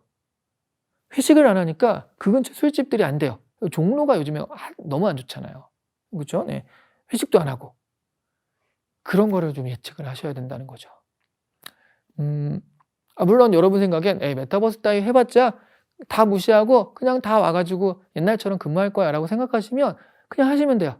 근데 조금이라도 이렇다면 이렇지 않겠구나, 바뀌겠구나 라고 한다면 그럼 이제 4, 5년 있다가는 지금의 모습과는 굉장히 다를 수 있다라는 거. 그래서 지금 제가 말씀드린 상업용 부동산 예측이나 아니면 뭐 개인용 그런 주거용 부동산 예측 같은 경우도요. 메타버스로 인해서 재택이 활발해졌을 때 어떻게 될 것인가 이런 것도 잘 생각해 보시면서 계획을 세우시면 좀 더 멀리 볼 수 있지 않을까. 지금 내가 어떤 것들을 준비해 나갈 수 있지 않을까 하는 생각도 들죠. 네, 그래서 이런 부분 현실과 같이 연결시킬 수 있는 부분도 생각을 해봤습니다. 자, 여러분 뒤에 보이시는 건 도쿄의 이스탄 백화점이거든요. 백화점이 메타버스로 구현된 거예요. 무슨 일이 일어나는지 아세요? 여러분 재택을 할 수 있는 가능한 업종은 되게 한정돼 있다고 생각하잖아요, 사무직으로. 근데 이제 커머스를 메타버스 구축하니까요. 내가 사러 가잖아요. 여기서 응대하시는 점원도 메타버스에서 재택으로 근무하시는 분인 거예요. 그러니까 재택으로 근무하는 게 사무직이나 몇몇 군데 한정돼 있다라고 생각하는데 메타버스 커머스를 해버리니까 아바타가 응대를 해야 되고요. 그 아바타는 실시간으로 나를 응대해야 되니까 당연히 사람이 있어야 되고요. 그럼 이 사람들도 재택근무인 거예요. 생각보다 메타버스가 커머스가 되고 뭐하고 할수록 사람들이 집에서 일할 수 있는, 집에서 일해야만 되는, 이것도 웃기잖아요. 그 백화점인데 다 출근해가지고 앉아서 PC방처럼 쭉 앉아가지고 막 응대하고 있으면 이게 더 웃기죠. 그러니까 그런 면에서는 재택이란 부분이 여러분 생각보다 훨씬 더 광범위하게 빨리 갈 수 있다.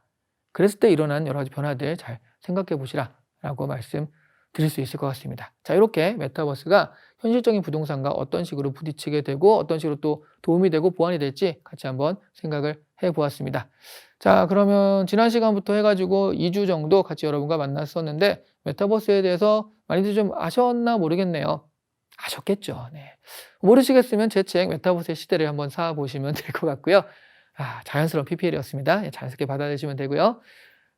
중요한 건 메타버스의 개념들도 알고 그런데 일단 인사이트를 여러분 좀 얻으시고요. 앞으로 4, 5년 내 미래 변화, 그러면 나는 지금 어떤 것을 준비하고 거기서 내가 어떤 것들을 같이 해나갈 수 있을지 이런 것들을 좀 찾아가시면 좋을 것 같아요. 변화가 너무 빨라, 힘들어 이런 것보다는 변화가 빠르니까 나한테도 어떤 기회가 있지 않을까 이렇게 생각하실 수 있잖아요. 그런 기회들 어차피 지금 다 시작하는 단계니까 조금만 생각을 하시고 내가 하는 거, 내가 아는 정보, 내가 아는 비즈니스에선 이런 식으로 접목이 될 수 있겠구나라고 살짝 인사이트를 발휘하셔서 한번 해보시면, 그러면 어쨌든 지금 초창기니까 이게 되면 엄청 크게 터질 수도 있고요. 그래서 여러 가지 인사이트를 좀 받아가시는 계기가 되었으면 하네요. 자, 그러면 저는 여기서 마치도록 하겠고요. 다음에 좋은 기회 다시 뵙도록 하겠습니다. 지금까지 이시안이었습니다. 감사합니다.